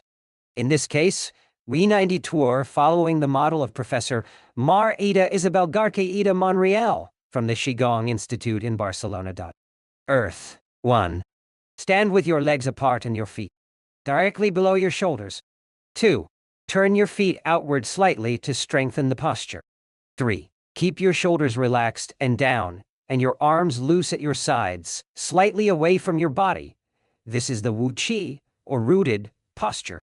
4. As you inhale, raise your arms in front of you until your hands are level with your shoulders, your palms facing down. 5. Exhale as you bend your knees and bring your arms down until your hands are level with your stomach, your palms facing in. 6. Hold this position for a few seconds, focusing on your breath. Water. 1. Starting from earth posture, bend your knees into a squat, keeping your chest upright and exhaling throughout. 2. Press your coccyx downward to stretch your lumbar spine. 3. As you inhale, stand to return to earth posture. 4. 40 Repeat twice, for a total of 3. Wood. 1 bay.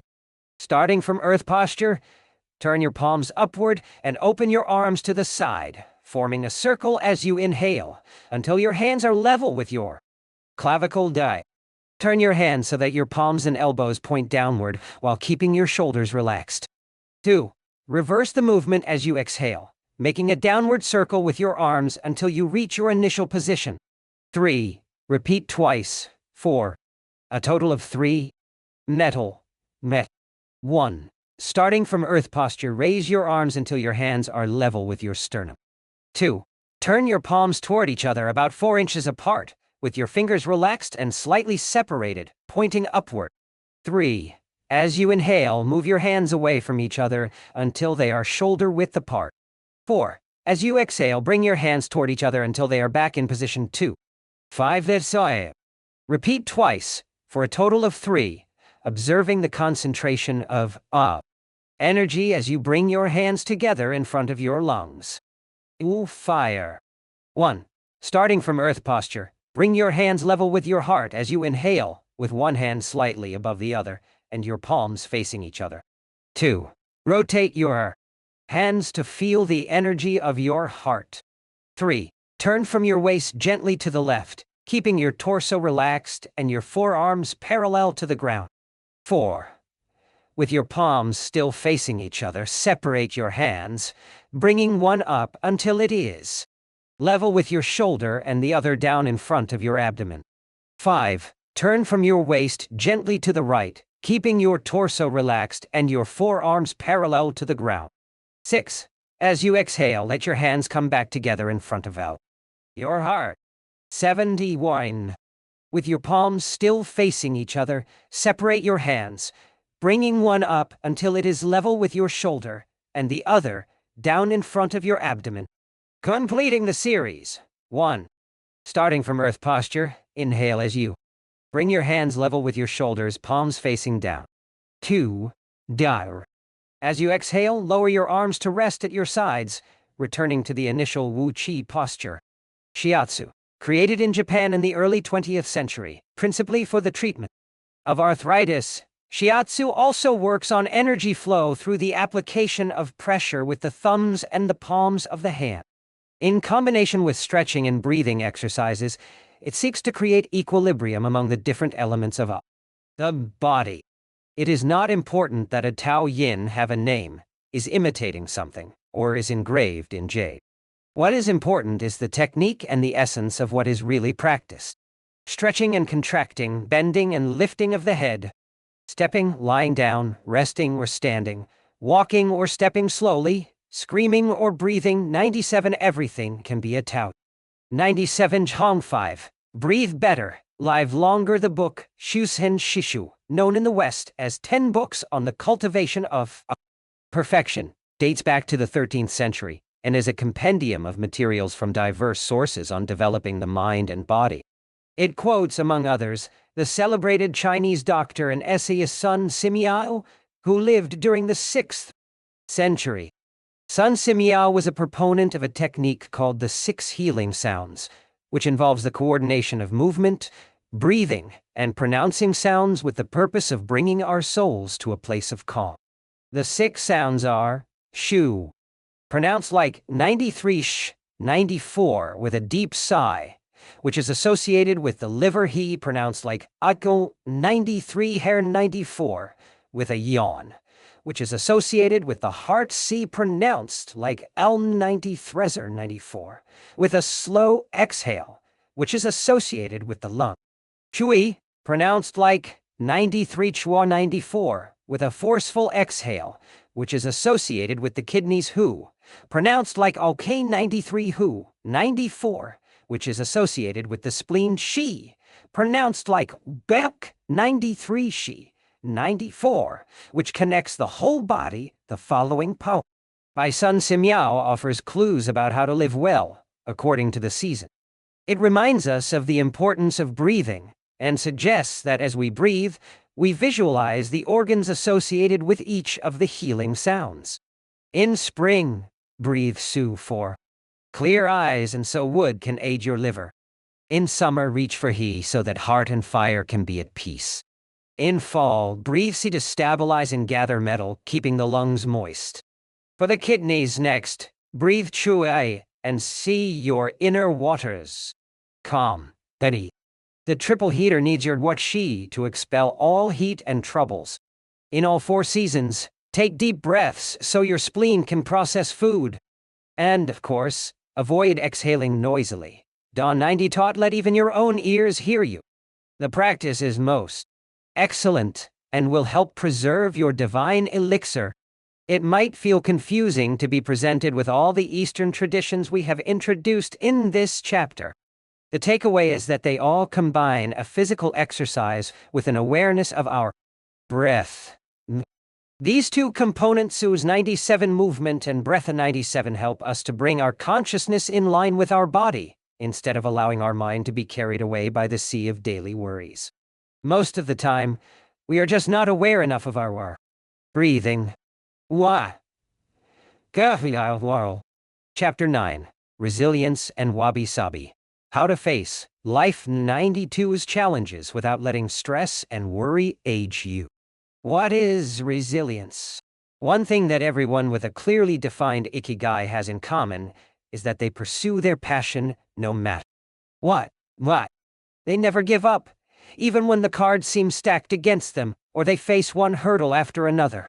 Way 92, talking about resilience, a concept that has become influential among psychologists. But resilience is 92 just the ability to persevere under no con. As we 92 will see in this chapter, it is also an outlook we can cultivate to stay focused on the important things in life, rather than what is most urgent, and to keep ourselves from being carried away by negative emotion. In the final section of the chapter, we 92 explore techniques that go beyond resilience to cultivate anti-fragility. Sooner or later, we all have to face difficult moments, and the way we do this can make a huge difference to our quality of life. Proper training for our mind, body, and emotional resilience is essential for confronting life 92's ups and downs. Nana Karobi, Ya Oki Ucheru Nenetin, 1971, U 36, 1578.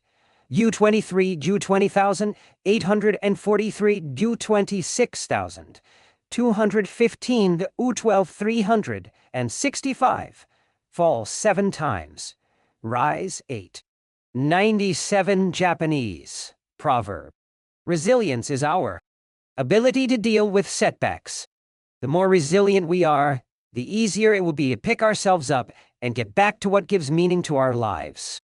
Resilient people know how to stay focused on their objectives, on what matters, without giving in to discouragement.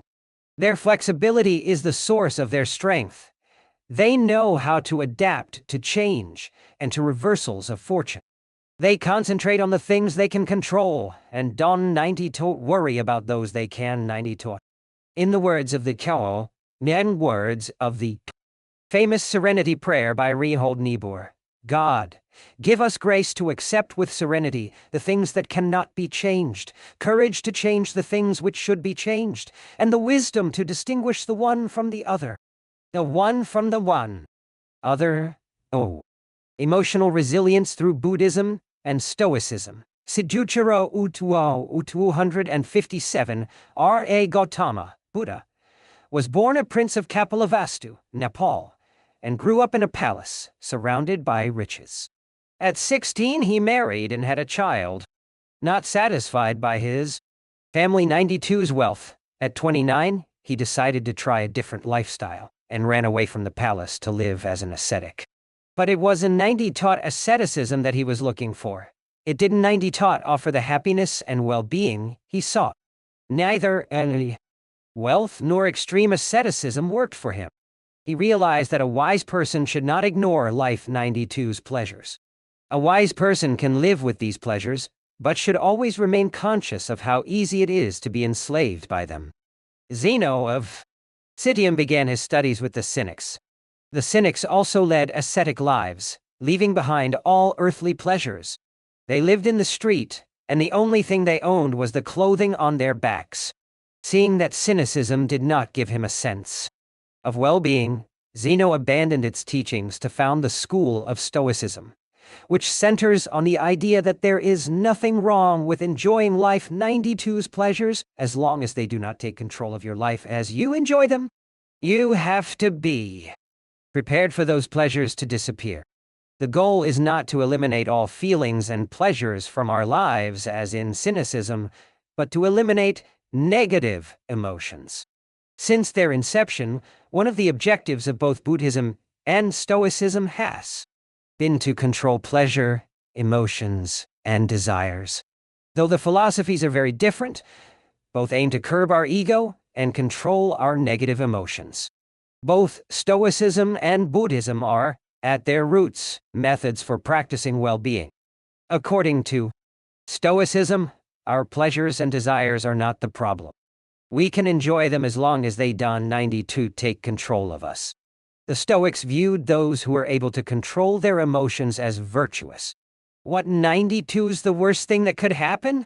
We finally land our dream job, but after a little while we are already hunting for a better one. We win the lottery and buy a nice car, but then decide we can 90 taught live without a sailboat. We finally win the heart of the man or woman we 92 have been pining for and suddenly find we have a wandering eye. People can be insatiable. The Stoics believe that these kinds of desires and ambitions are not worth pursuing. The objective of the virtuous person is to reach a state of tranquility, apatheia, the absence of negative feelings such as anxiety, fear, shame, vanity, and anger, and the presence of positive feelings such as happiness, love, serenity, and gratitude. In order to keep their minds virtuous, the Stoics practiced something like negative visualization. They imagined the worst thing that could happen in order to be prepared if certain privileges and pleasures were taken from them. To practice negative visualization, we have to reflect on negative events, but without worry about them. Seneca, one of the richest men in ancient Rome, lived a life of luxury, but was, nonetheless, an active Stoic. He recommended practicing negative visualization every night before falling asleep. In fact, he not only imagined these negative situations, he actually put them into practice. 97, for example, by living for a week without servants, or the food and drink he was used to as a wealthy man. As a result, he was able to answer the question 93 what 92's the worst thing that what could happen? 94, meditating for healthier emotions.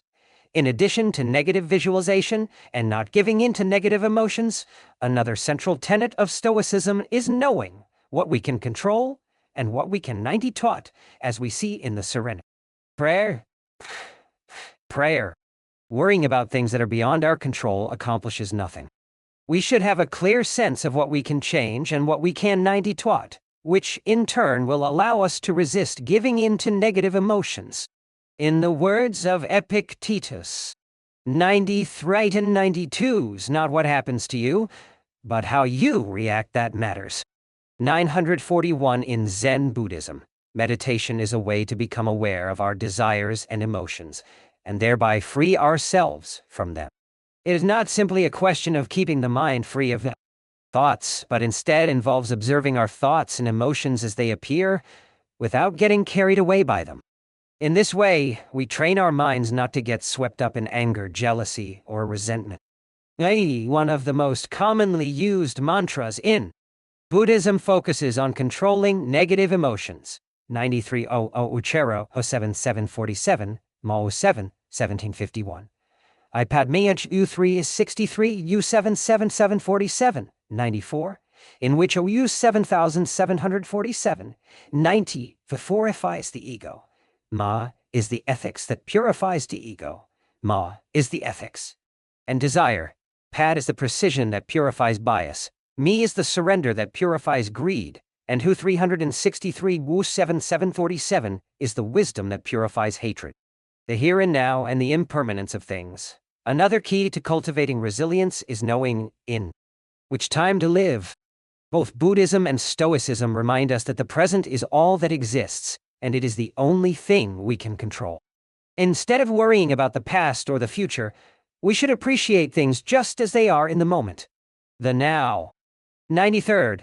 Only moment in which you can be truly alive is the present moment. 94 observes the Buddhist monk Thich Nhat Hanh.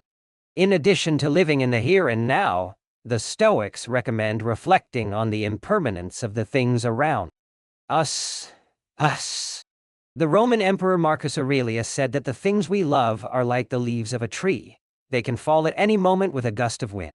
He also said that changes in the world around us are not accidental but rather form part of the essence of the universe. 97a, rather Buddhist notion in fact.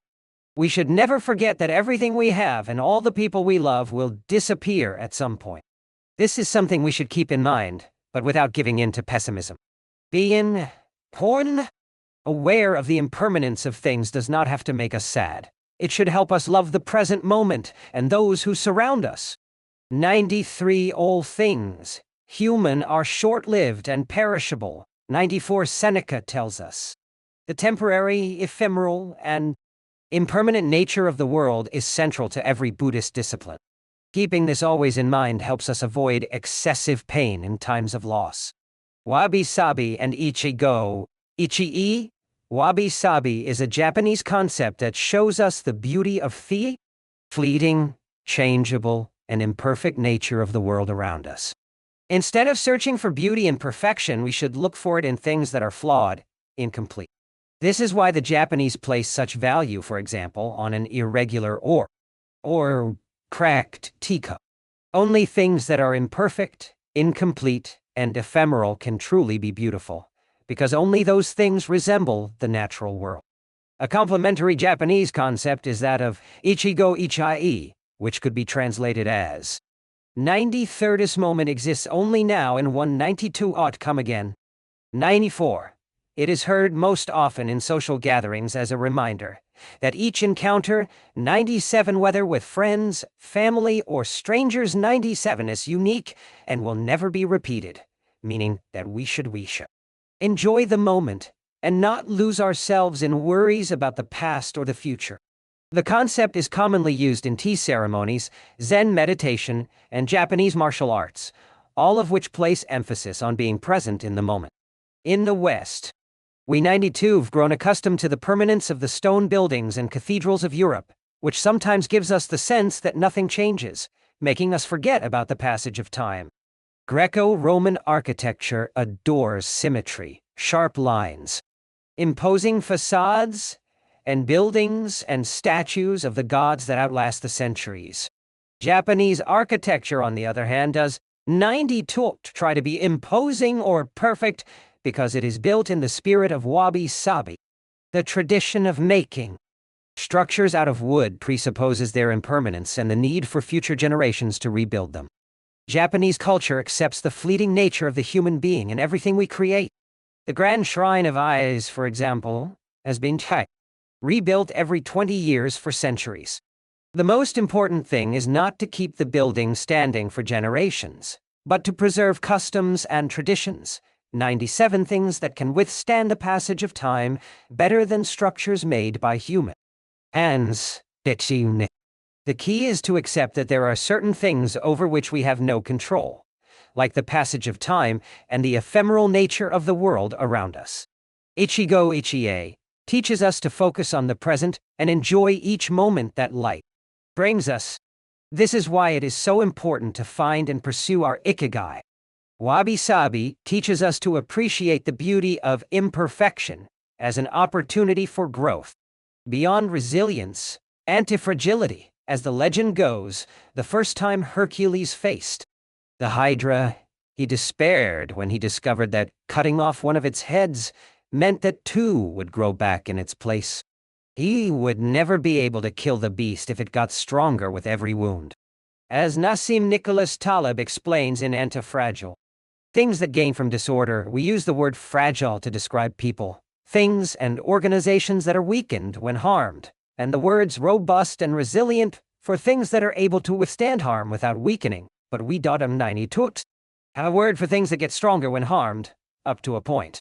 To refer to the kind of power possessed by the Hydra of Lerna, to talk about things that get stronger when they are harmed, Taleb proposes the term anti-fragile. 93 anti-fragility is beyond resilience or robustness. The resilient resists shocks and stays the same. The anti-fragile gets better. 94 catastrophes and exceptional circumstances offer good models for explaining anti-fragility.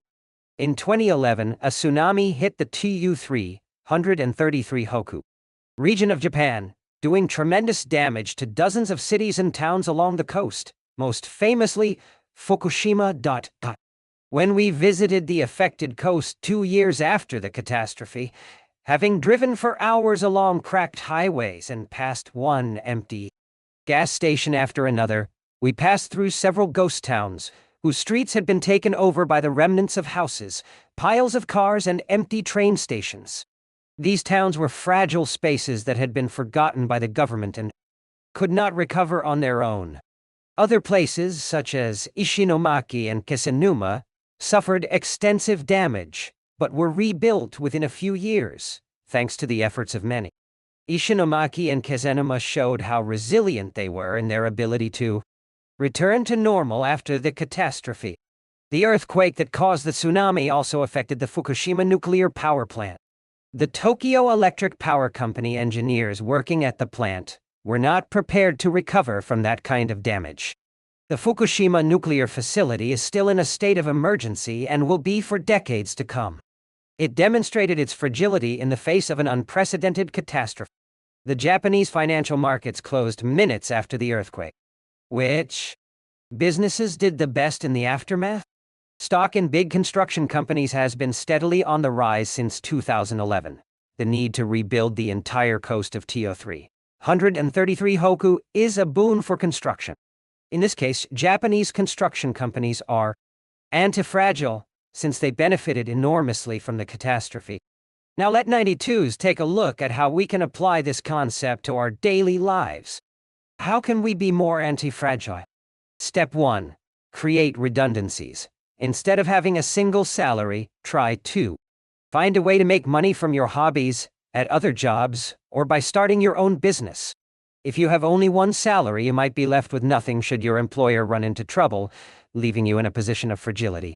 On the other hand, if you have several options and you lose your primary job, it might just happen that you end up dedicating more time to your secondary job, and maybe even make more money at it. You would have beaten that stroke of bad luck and would be, in that case, anti-fragile. 100% of the seniors we interviewed in Ojimi had a primary and a secondary occupation. Most of them kept a vegetable garden as a secondary job and sold their produce at the local market. The same idea goes for friendships and personal interests. It 92's just a matter, as the saying goes, of not putting all your eggs in one basket. In the sphere of romantic relationships, There are those who focus all their energy on their partner and make him or her their whole world. Those people lose everything if the relationship doesn't 92 work out, whereas if they 92've cultivated strong friendships and a full life along the way, they 92 be in a better position to move on at the end of a relationship. They 92 be anti-fragile. Right now you might be thinking 93 Don 92 need more than one salary. And I 92 am happy with the friends I 92've always had. Why should I add anything new? 94. It might seem like a waste of time to add variation to our lives, because extraordinary things Don 92 ordinarily happen. We slip into a comfort zone. But the unexpected always happens, sooner or later. Step 2. Bet conservatively in certain areas and take many small risks in others. The world of finance turns out to be very useful in explaining this concept. If you have $10,000 saved up, you might put $9,000 of that into an index fund or fixed-term deposit, and invest the remaining $1,000 in 10 startups with huge growth, potentially 97 $100 in each. One possible scenario is that 3 of the companies fail. You lose $300. The value of 3 other companies goes down. You lose another $100 or $200. The value of 3 goes up. You make $100 or $200. And the value of 1 of the startups increases 20-fold. You make nearly $2,000 or maybe even more. You still make money, even if 3 of the businesses go completely belly up. You 92've benefited from the damage, just like the Hydra. The key to becoming anti-fragile is taking on small risks that might lead to great reward, without exposing ourselves to dangers that might sink us, such as investing $10,000 in a fund of questionable reputation that we saw advertised in the newspaper. Step 3. Get rid of the things that make you fragile. We 92 taking the negative route for this exercise. Ask yourself, what makes me fragile? Certain people, things, and habits generate losses for us and make us vulnerable. Who and what are they? When we make our New Year 92's resolutions, we tend to emphasize adding new challenges to our lives. At 92's great to have this kind of objective, but setting the 93 good riddance 94 goals can have an even bigger impact.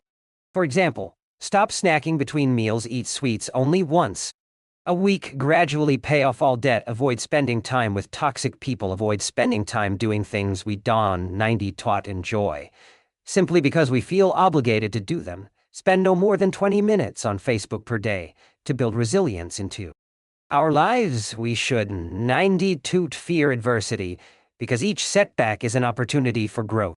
If we adopt an anti-fragile attitude, we 92 will find a way to get stronger with every blow, refining our lifestyle and staying focused on our Ikigai.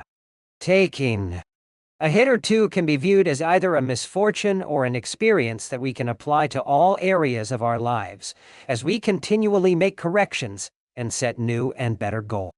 As Taleb writes in Anti-Fragile 93, we need randomness, mess, adventures, uncertainty, self-discovery, hear traumatic episodes, all these things that make life worth living. 94. We encourage those interested in the concept of anti-fragility to read Nassim Nicholas Taleb 92's Anti-Fragile.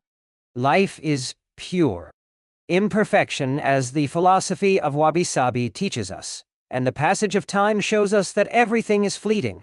But if you have a clear sense of your Ikigai, eternity, Nyanio